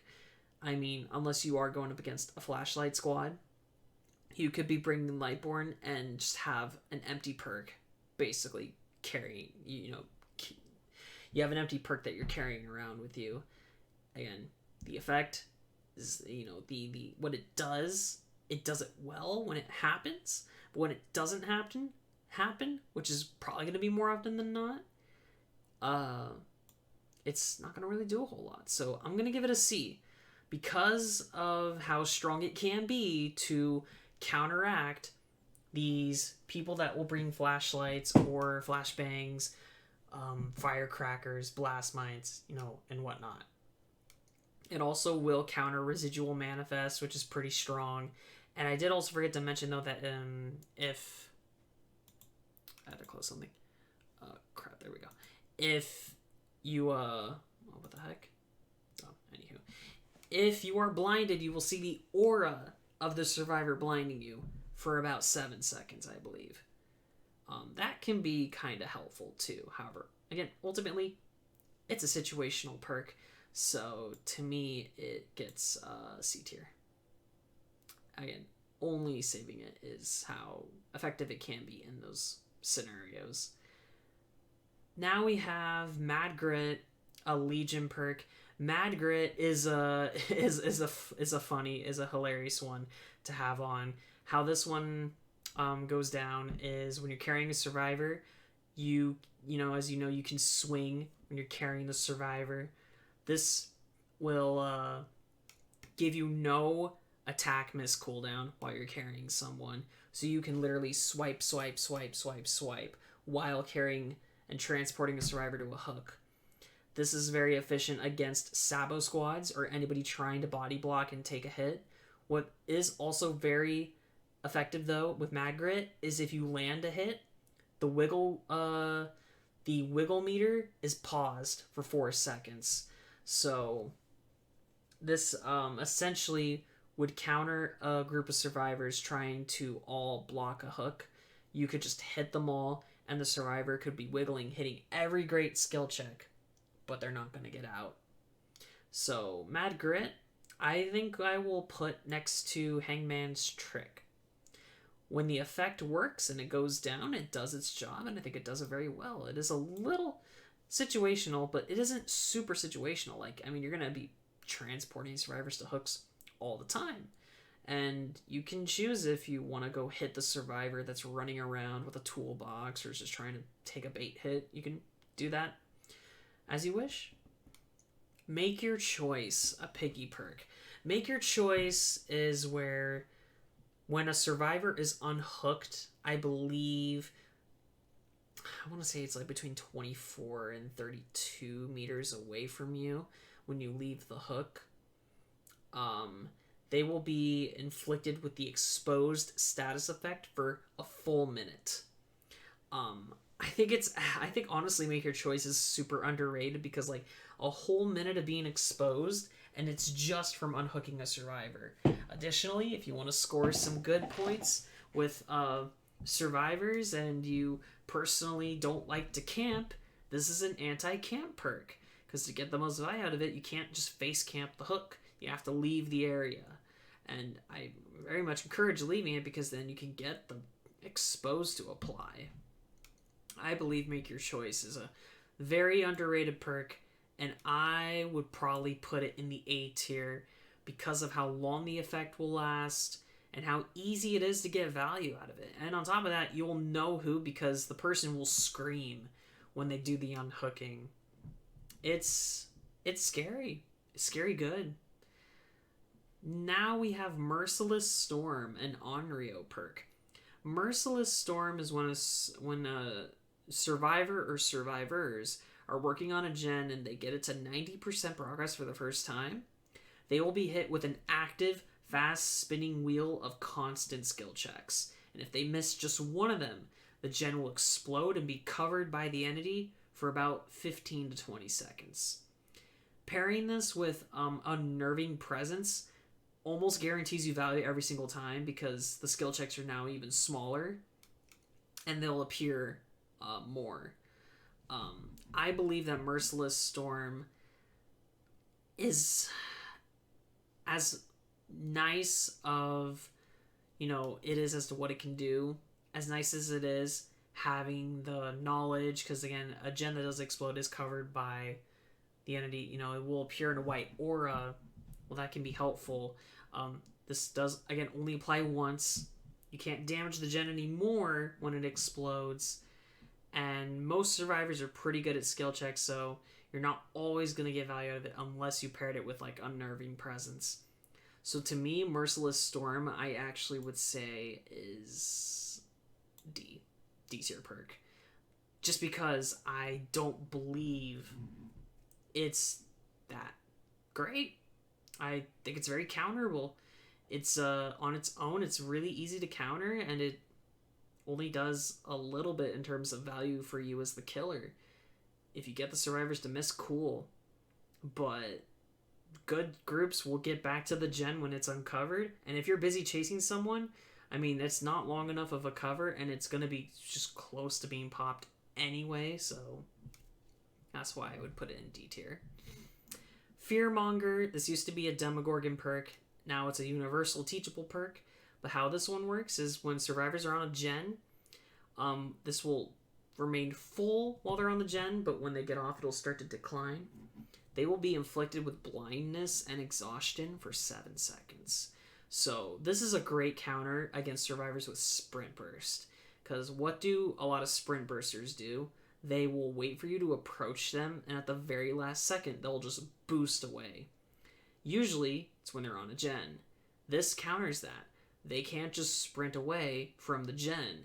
They'll have to either wait and hope the exhaust meter, runs out, or they'll just have to take the hit, or, keep running at normal speed. Additionally, if you have survivors that are running, things like Dead Hard or Balanced or Life, they have to kind of, if they're reliant on their exhaustion perks in chase, they're really going to have to worry about how are they going to get the exhausted to cool down and, get back to zero so they can use those perks. And blindness is another neat effect too. I mean, you also will not know where your hooked friends are or where friends are downed if you're actively on a gen. And the other thing, if you are recovering already from an exhausted perk, so let's say you did a Dead Hard, you got away, it's at like 20 seconds, this will pause it at that 20 seconds. So they have to risk facing an even longer cooldown from exhaustion. So with that, Fearmonger, to me, I will just slide into the A category. And it's really easy to get value out of it. It's maybe tough to notice it, but you will get value out of it, and it can make a difference. So it's easy because all you have to do is have It works when they get on a gen, so it gets an A. Monitor and Abuse from the Doctor. Monitor and Abuse will decrease your terror radius by 8 meters outside of chase, but increase it by 8 meters in chase. On top of that, your field of view when you're not in chase is increased by, I believe, 10 degrees.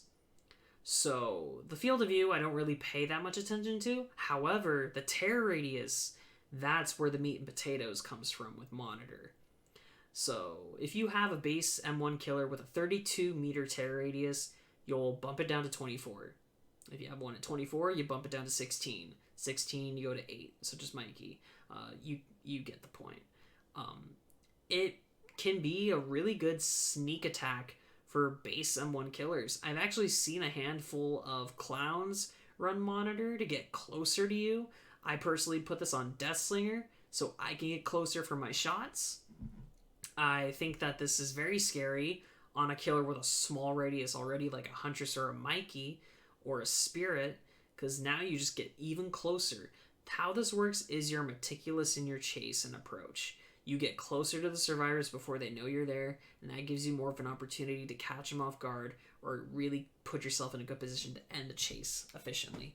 So, Monitor is another example of a perk I believe does its job super well. So I will put it at a high B tier. I would love to give it an A tier, but the perk itself is really good for the approach and kind of giving you a little bit of a tool advantage. However, the hard work of ending the chase still comes down to you. So Monitor really, it only does so much, but it does do what it's intended to do very solidly. So I give it a B. Scourge Hook Monstrous Shrine. So Monstrous Shrine used to not be a Scourge Hook, and previously it was a D tier perk in my opinion, because you get people to die quicker in the basement. Cool beans. Very situational. Excuse me. But now, how it works is the Monstrous Shrine hooks not only are the basement hooks, but you also get 4 Scourge hooks throughout the map. And on top of that, as you know, Scourge hooks can pair together. They can all apply multiple effects. So you can bring every single Scourge hook perk and they all give their powers. Monstrous Shrine works where when you're, I believe, 20 meters or more away from the hook, survivors will start dying 20% faster. So now it's not just the basement, but any Scourge hook, they will die quicker if you're away from the hook.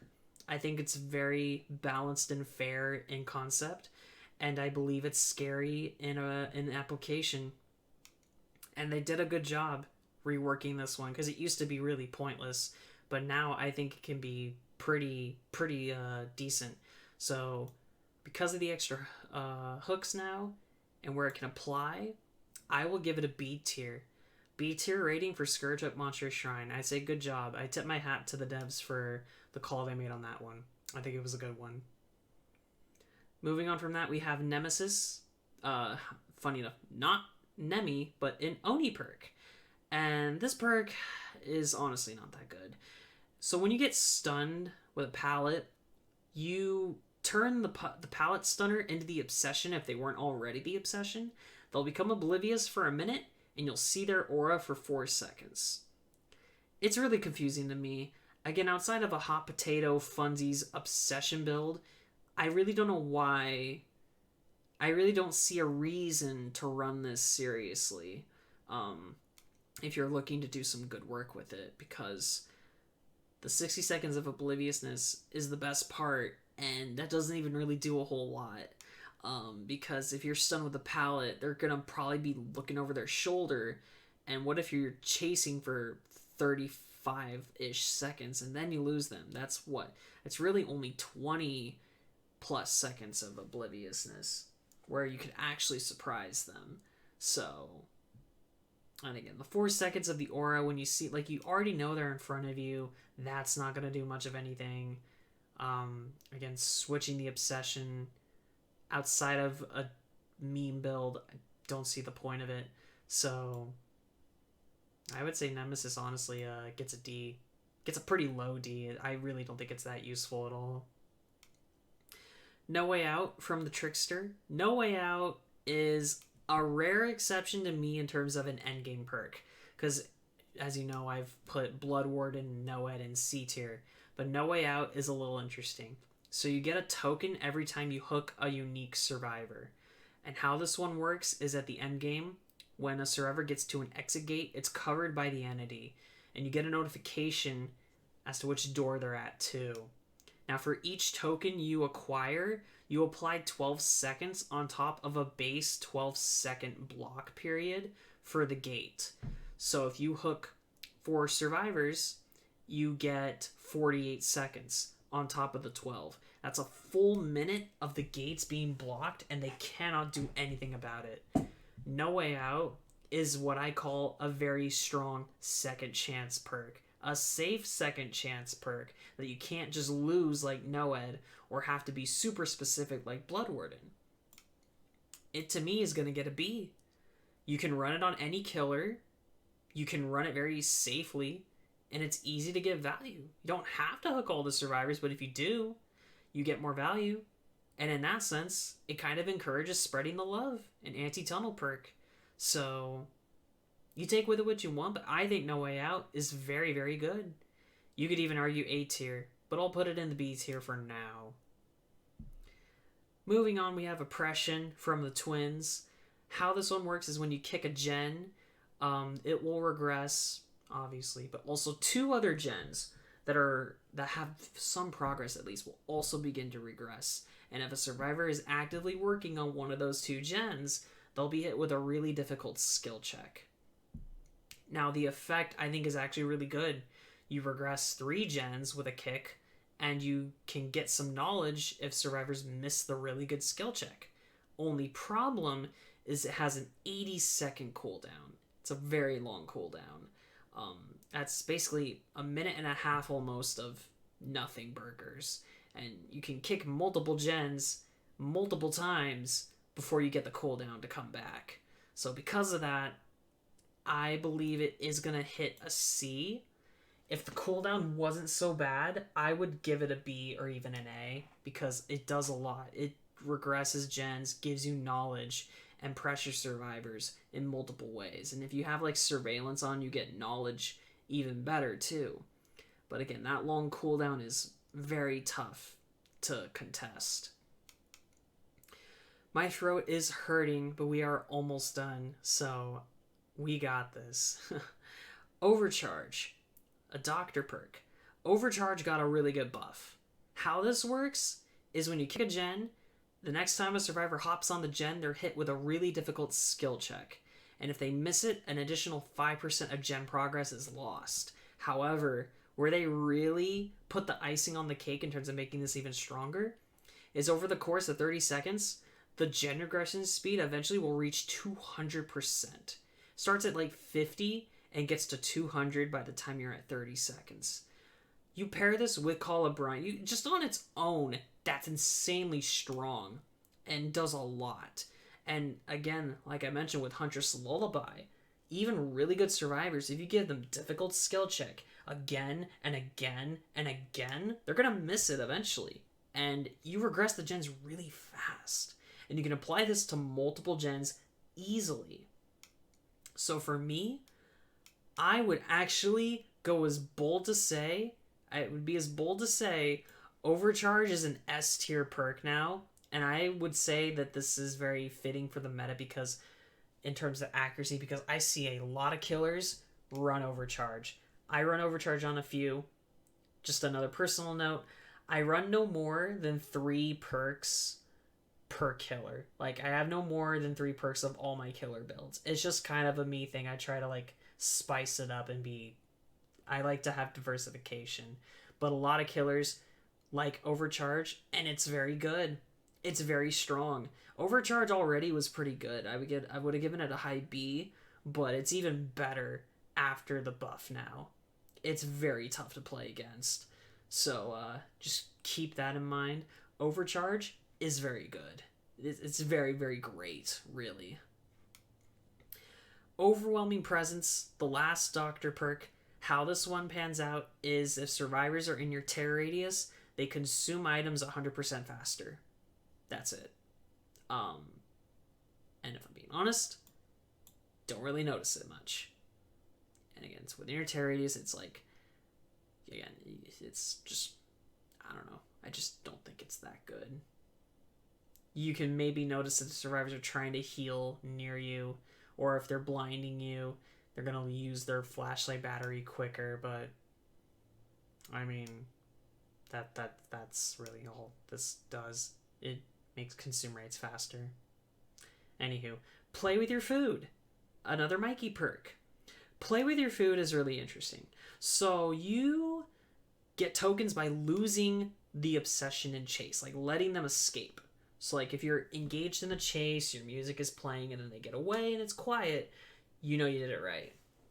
For every time your obsession escapes, you get a 5% haste bonus per token, up to 15% on your movement speed bonus with 3 total tokens. You lose a token every time you land a basic attack on a survivor, whether you're obsession or not. Play with your food can be kind of fun, moving a little faster, having that speed. You can catch some survivors off guard that aren't expecting it, but I don't think it's that good. You have to give up your chase on the obsession. I mean, outside of Wraith, I don't really know any killers that I would run play with your food on, like, consistently or even semi-seriously.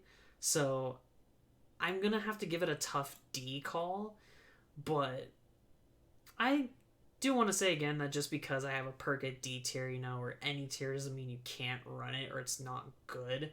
I just don't think that in terms of the scope of all these perks, it's like super strong in comparison.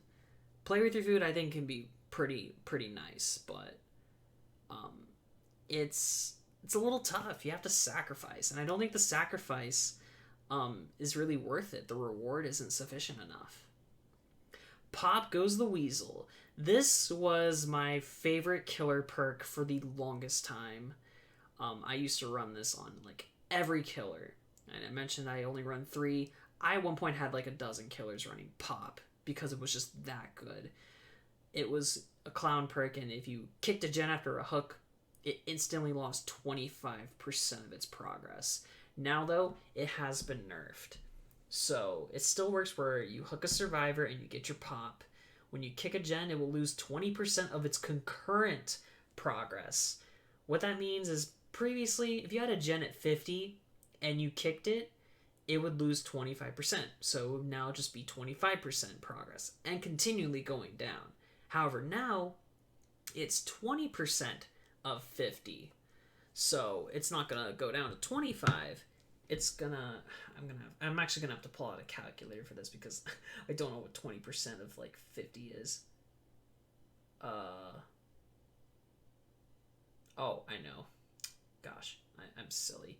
So instead of 25%, it's gonna just go down to 40% because 20% of 50 is 10. So it loses 10%. Basically stuff like that. Now it'll still be really good on gens that have a lot of progress. You'll notice it quite a bit, but it's not super oppressive and incredibly strong. It's still really strong, but it's definitely not the gen killer it used to be. Pop, by far, was, I believe, the strongest gen regression perk prior to the nerf. I still think it's a very good one, so I will put it behind Eruption in the A tier. Still very good, without question. And I think it was a welcome change they made to it because, just 2 doses of Pop kill half of a gen. It's tough. So, and thankfully, Pop is still good to run. Still does some good damage. Just again, isn't highly oppressive anymore. Predator. It's a Wraith perk. This makes all the scratch marks not only appear closer together, but gives more of them. So you see a ton of scratch marks. Yeah, it's a D. This perk is bad. This perk is trash. I'm sorry. I mean, first off, seeing the scratch marks, the scratch marks, maybe it's just how much I've played the game, but I don't think that this makes it any easier in the sense, like, I can already tell scratch marks when I see them. In fact, I think that Predator confuses me because it adds more scratch marks. So now you could see them going multiple ways, especially if you put this on like a map like RPD or Larry's.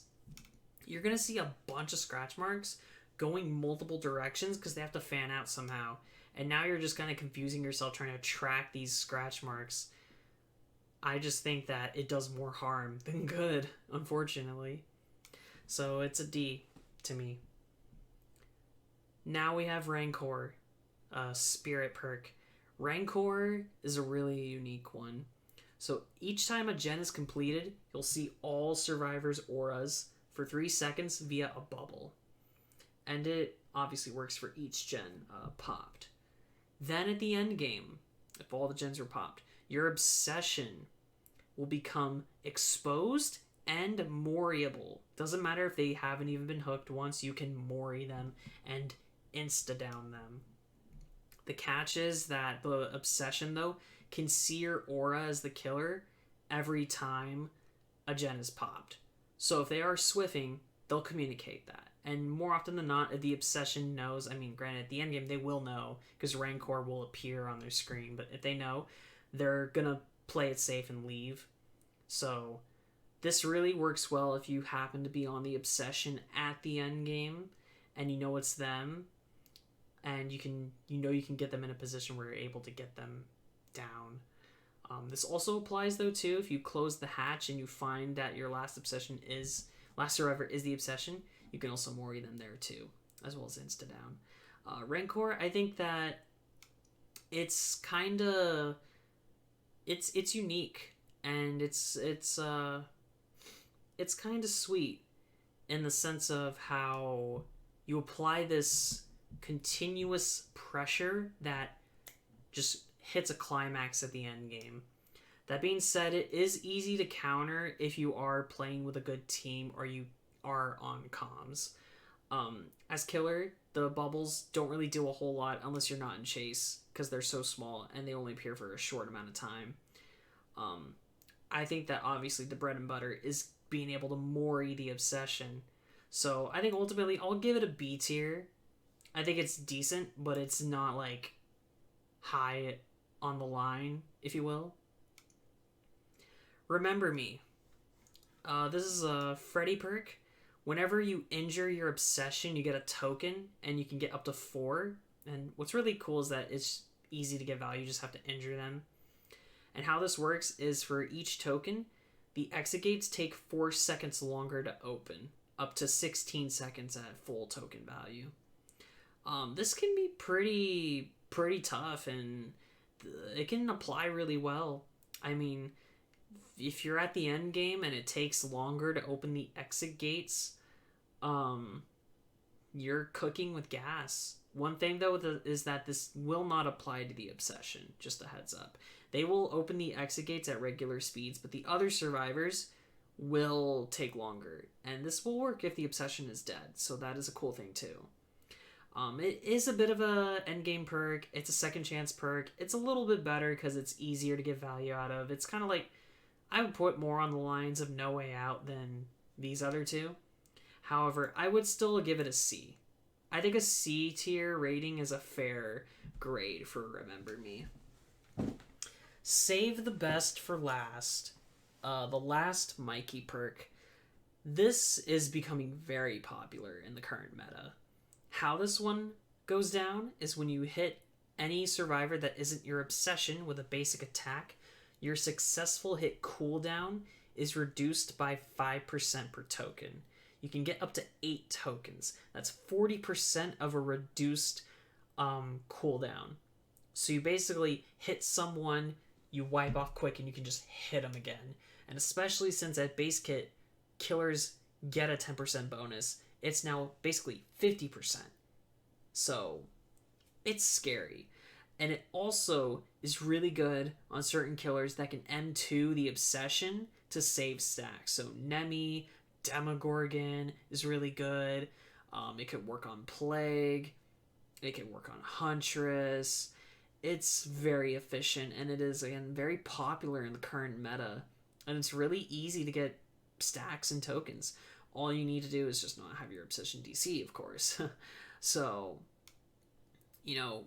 obsession DCing aside, I very much am giving this an A tier rating. It's just so powerful, and it's so easy to use and run that there are a lot of killers running it. And I personally, I run this on demo and Deathslinger.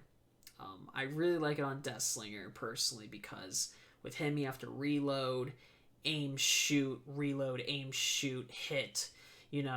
This just makes that process a little slower, or sorry, a little faster, so I'm not as slow in ending my chases. Moving on, we have Scourge Hook Floods of Rage. This is the Onryo's one. How this works is there are obviously 4 random hooks that will be glistening silver. That gives you the Scourge thing. I forgot to mention that with Monstrous Shrine, by the way, but any Scourge hook will glow. When a survivor is unhooked from a Scourge hook with this one, all survivors' auras will be revealed for 7 seconds. That's basically what it is. It's a knower perk, and it does its job very well. And I will put this in the A tier. I personally love this on Blight because I can just get around very fast, but it works on just about any killer. It can work on a slower killer like Huntress or Slinger. It can work on a base speed killer like Trapper or Ghosty, and it works really well on the faster ones like Blight, Nurse, Demo, Spirit. It's really good. It's really, really good. It's good information. Scourge Hook Gift of Pain. This is Pinhead's Scourge hook perk. How this one works is and this got buffed, by the way, when you hook a survivor on the Scourge Hook and they get unhooked, they become mangled and hemorrhaged. So mangled makes it take longer to heal survivors that are mangled, and hemorrhaged makes it to where if you stop healing them, their heal bar regresses really fast, and they bleed more, so it can be easier to track them. But the real tough part of this one is when you are fully healed, you repair things at 16% slower speeds. That is tough. Like, you have a pretty significant penalty to your speeds on gens and whatnot until you're injured again. When you're injured again, you'll go back to normal. But yeah, Scourge of Gift of Pain is a very strong slowdown perk. So I'm also going to put this on the A tier. Because the slowdown is really strong for the healing and the gens. And it's easy to get value because you just have to get hooks. Now we have, in my opinion, the best Scourge Hook perk in the game. Scourge Hook Pain Resonance, which belongs to the artist. Now this one used to be super powerful in the sense of gen regression and knowledge. However, they did take away the knowledge part. You used to be able to see where the gen exploded that had the most progress with Scourge. They took that away. So when you hook a survivor on a Scourge hook, the gen with the most progress will explode. Survivors will scream and hop off of it for a brief moment, and it will lose 15% of its progress. That's basically Scourge hook. It's still very meta. It was super meta. That really hasn't changed. It's still really strong. It's just no longer incredibly oppressive in the sense that it's easy to know where the survivors are. If the knowledge was the same, this would easily be S tier, but I think at the moment I'll give it a generous A tier rating. And yeah, Scourge hook is super strong. And it's don't let it discourage you, if it's okay, I'm done. Look, I had to throw one in at some point. If you don't know, I love puns. Like, come on. Shadowborn, a Wraith perk. Increases your field of view by like 15 degrees. I know some people really like running this that I know because they think it's a cool view, and I mean, it kind of is, but like, D. And that's all I'm going to say. It increases your field of view. Like, that's it. Sloppy Butcher, a universal teachable perk. Basic attacks will make survivors mangled and hemorrhaged. It's a really good slowdown perk. You can run this on anyone.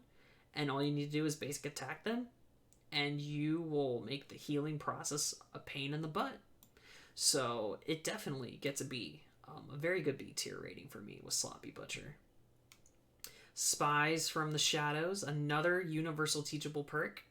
This one makes it to where whenever survivors disturb crows, you'll get a bubble notification of it. So it's just a really good knower and tracker perk. It does give you a lot of value because there's virtually no cooldown. It's just anytime a survivor disturbs a crow. I always forget that you can determine without this even if a survivor is nearby based on if a crow flies away. However, spies, I think it does its job pretty efficiently. I will say that it's not going to get the highest rating from me just because it's not a necessity in the sense that, you know, it gives you good tracker information, but it's a bit generalized in the sense that, you know, it just gives you a general idea of where someone is. It's not going to pinpoint it exactly like aura perks. And what I think really excels this one is just the really fast cooldown. So I'm going to put it just in the B tier. It'll just sneak in. I was tempted to give it a high C, but I'll give it a low B. Starstruck, last perk for Trickster. Starstruck works where when you carry a survivor, any and all survivors inside of your terror radius from the pickup will become exposed for, I believe, 30 seconds. The perk has a cooldown of about 60 seconds. So Agitation works really well with this because you increase your terror radius from picking up, so you expose more survivors. Starstruck is really sneaky. You know, it very much is a great discourager of Sabo squads or body block squads because they're exposed, they can't take multiple hits, and it also gives you knowledge. If it goes off, that means, you know, survivors are nearby your terror radius, they're close enough to be exposed right now. And for fast killers, I love this on Nurse in particular. It's a really good, like, gotcha perk. You know, you really catch them off guard with it. So I believe that this will also be a very strong B tier for me. Next up we have Strider. It's a Nurse perk. Strider makes the sounds of breathing from survivors 25% louder, and grunts 50% louder, like when they're injured. Outside of Spirit, just because I'm kind of bad with reading audible cues from survivors there, this perk is not that useful to me, and it's gonna get a D tier. And actually, no, I want to put it there. Yeah, above Insidious. Strider gets a D tier for me. I just feel like it's just not that useful, really. I mean, I don't know. In my opinion, I feel like Strider just doesn't do enough to warrant a high rating.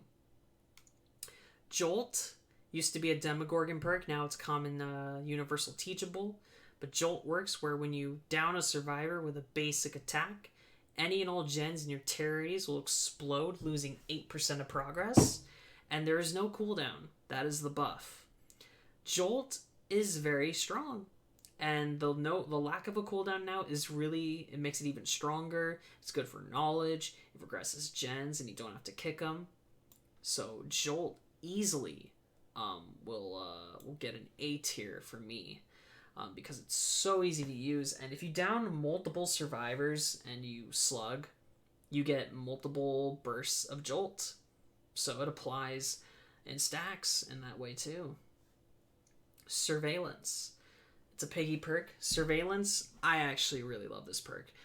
When you kick a gen, it will begin to glow white, indicating that it's regressing and that nobody's working on it. When it turns yellow, that will indicate to you that a survivor has jumped on the gen and it's now been progressed. This will appear that way for about 15 seconds and then go red. It's either going to go red if it's regressed to 0 or if your yellow meter or your yellow aura has timed out. You don't get a notification, so you have to kind of be keeping your eyes out and looking around and being aware. But if you are, Surveillance very much is really good to have on, and you also will hear the repairs of gens at a larger radius than before. You don't have to get as close to hear gens being worked on. I think surveillance is a super good one. I would also give this an A, because like you can do a lot with it. Like you get good information, you know you really get a lot of value out of surveillance that I feel definitely needs to be acknowledged and accounted for. So it's gonna get an A in my book. Last row, we got this. Territorial imperative. It's a huntress perk, and it will show you. It doesn't. Is even the aura? It may just be a notification, but if survivors go into the basement when you're 32 meters away from it, you get a notification that they're in the basement. Do I need to say any more? Useless. You're better off running Hoarder when a survivor goes to loot the basement chest, because unless they're going down there for an unhook, the only reason I would go into the basement is to loot the chest for like a med kit or something. And if I really want to know if they're in the basement, I could just run Hoarder. Territorial imperative is just so useless in my opinion. Thanatophobia. Thana had a gnarly buff. You could even say a bit of an overpowered one. It got nerfed recently, so here's how it works. For each survivor that's injured, you apply I believe it's a 2%? Is it 2%? Yeah, 2% repair penalty speed to all survivors. If you, and obviously 2, 4, 6, you can do the math, but if you get all of them injured, it's not just 8%, but it's an additional 12% on top of the 8. So a 20% penalty to repair speeds. Now, Thana at one point was 2.5% per injured survivor. Or no, it was 4.5%. My apologies. Or no, I can't even remember. It was 5.5%. So you would have 22% repair penalty speeds at everyone being injured. And really, if you just injured 2 to 3 of them, that's already 11%. 3 would then be 16.5%. Like, it's just insane. So they nerfed it. They made it to where you have to get everyone injured to really get the full slowdown to showcase with Thana.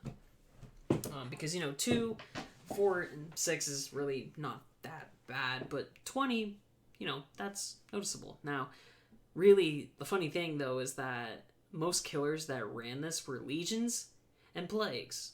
Now, essentially, they kind of just made it to where to get the full benefit of Thana, you put it on legion or plague.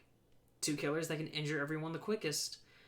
You just really can't run this on all the other killers now as easily and get the full value. It's kind of funny, the change. They just made it more appeasable to legion and plague mains. But that being said, I think that Thana is still pretty good on slowdown, and if you can get it to work on those killers, you'll get full value. But you know what? Since they did make it only super easy, I say, super, or I should say more accessible in terms of full value with those killers, I will bump the grade down. Previously, I would have put this at A, maybe even S with the buff it got. But with the nerf, I will give it a high C, personally. I kind of have to really put it in the same lines of like Blood Echo. Like, that's the other one that I said works really well in Legion, but not so much on the other killers. Now, Thana, a bit of the same. Gosh, my throat is begging me to take a break. But we're almost there. So yeah, Thana gets a C. Thrilling Tremors, the last ghosty perk.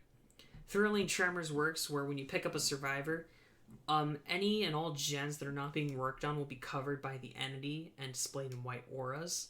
but any gens that are being worked on will be red. So it's a really good information perk. You know where survivors are working on a gen at because it's not been covered. So it's pretty good for value, and it's really useful on killers that can get across the map fast. So I would say the Thrilling Tremors earns a very good, I'd give it an A actually. For the information, it gets a high A grade, to me. Tinker, this one did get nerfed as well. So how it works is when a gen reaches 70%, you get the notification and you become undetectable for 16 seconds. However, now what they changed is that it only works once a gen. You can't use it multiple times on a gen now. The effect is still really cool, and it is still very good on killers that can move fast, especially to places. So, Tinker, to me, will still rack in the A tier, but it will not rack up as high as a previous. Trail of Torment. A Pyramid Head perk. When you kick a gen, you become undetectable for either as long as until you get your next basic attack, or when the gen is worked on again. Additionally, any gens you kick while Trail of Torment is active will glow yellow. And the cooldown, I believe, is about a minute, maybe a little less.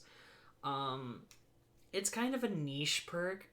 It can be a little unique to run for some surprise stealth, but realistically, it's not like that strong. So I would probably slide it into the C tier as well. Unnerving Presence will make more skill checks appear when survivors work on a gen in your terror radius and make the skill check windows smaller. For most solid survivors, this won't really do a whole lot. Again, I think it's a good thing to pair with Merciless Storm, but on its own, I would say it's D tier perk. It just really doesn't do a whole lot, in my opinion, because it's like, yeah, the windows are smaller, but it's not small enough to where you're gonna see a ton of missed skill checks, at least to me. Unrelenting, a universal teachable perk. Also, I forgot to mention this is from Trapper. I don't know if I said that, but Unrelenting, universal teachable perk. Basic attacks have a reduced miss cooldown of 30%. So if you miss a basic attack, it doesn't take as long to recover. This honestly is a perk I ran all the time as a beginner killer, and I think it's a really good perk for learning killer. Because whiffing, even now, I still have my moments of whiffing, but this really helps when you're learning, and you can really help yourself with the recovery, whether you miss a lunge, miss a basic hit. This makes it where you won't suffer as much because of it. So I would say it's a solid C. It's a strong C tier perk. I believe that it shines the most, certainly in the starting phase for killer, and really shines in that form. Whispers, another universal teachable perk. This one is really interesting, but the entity will make noises to you when you're within 32 meters of a survivor. However, there is somewhat of a unique mechanic if you can kind of pinpoint the volume, the heaviness of the whisper's volume. You can determine where exactly the survivor is. It's pretty tough to kind of work out. At least I think it's something like that, but where I believe it's useful is just knowing that, hey, a survivor is within your terror radius, or at least somewhat around there. So Whispers, because it's much more complex, I'm not going to give it a super high rating, but I will put it in the C tier for its effect and its knowledge. And if there is one killer it's really good on, is Doctor. If you see this pop up, then you can just Stack Blast and you're guaranteed to get some value, to get someone shocked. Zanshin Tactics. Within 32 meters of you, any and all pallets, windows, vaults, walls are highlighted in yellow. Honestly, I think it could be useful for maybe newer killers, but when you learn the maps, this outside of that, for learning maps and tiles and whatnot is not useful. It's not going to really help you in chase. It's like windows for killers. But while windows of opportunity I think is great for survivors, learning those and having that at your, as a resource on your belt. This, on the other hand, is just letting you know, hey, the survivors can do that and do that and do that. It's like, cool. Outside of Trapper, for maybe a quicker setting up process, I don't see a ton of value and usefulness for Zancian tactics. Finally, we have the Dredge's perks and the last Universal Teachable. Darkness Revealed is the first one for Dredge. I forgot to mention, this is an Oni perk, Zancian. But Darkness Revealed, when you open a locker, any survivors within, I believe, 8 meters of a locker will have their aura revealed for 7 seconds. And the perk has a 30-second cooldown. This is pretty good for aura reading.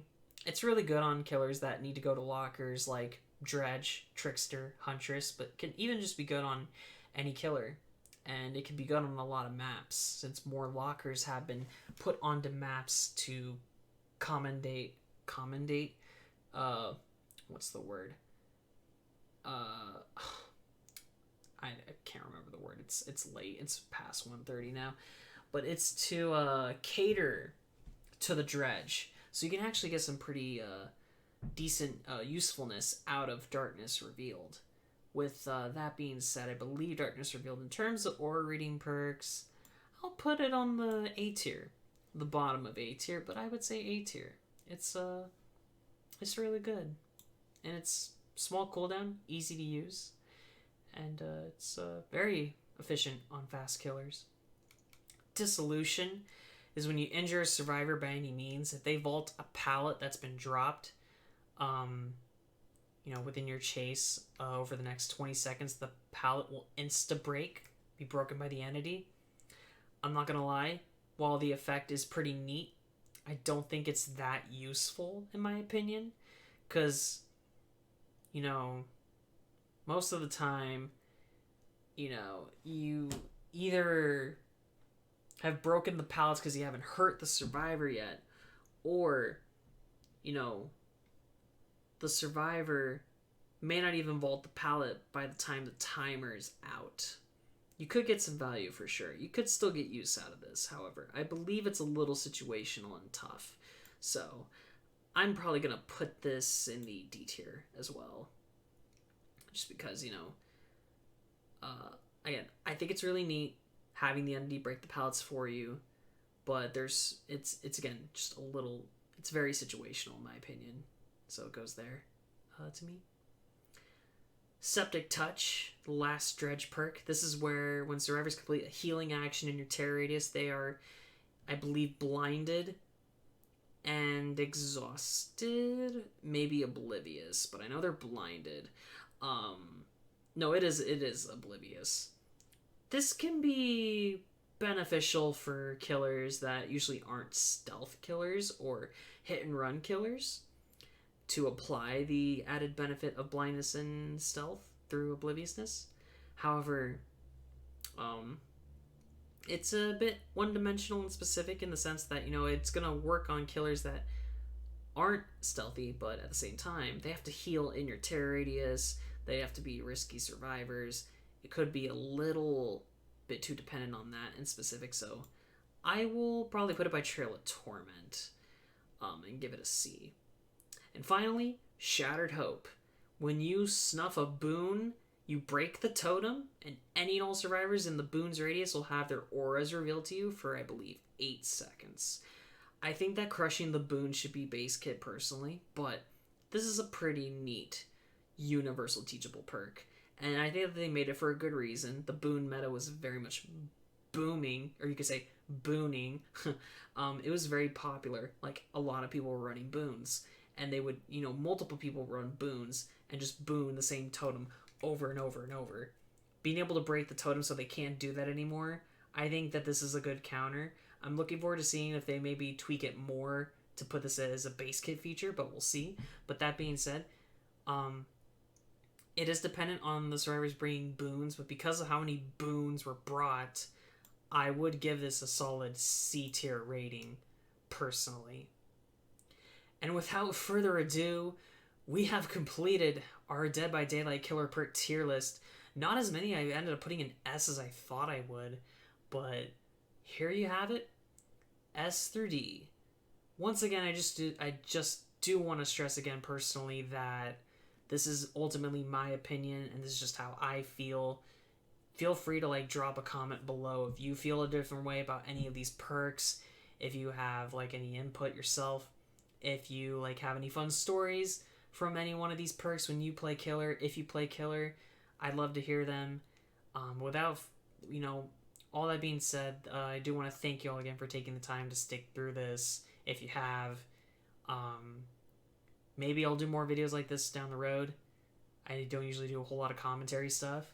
But yeah, just most importantly, just be kind to each other. Take care of yourselves. Have a great day. And for those that are addicted to this game like myself, I will see you out in the fog. But you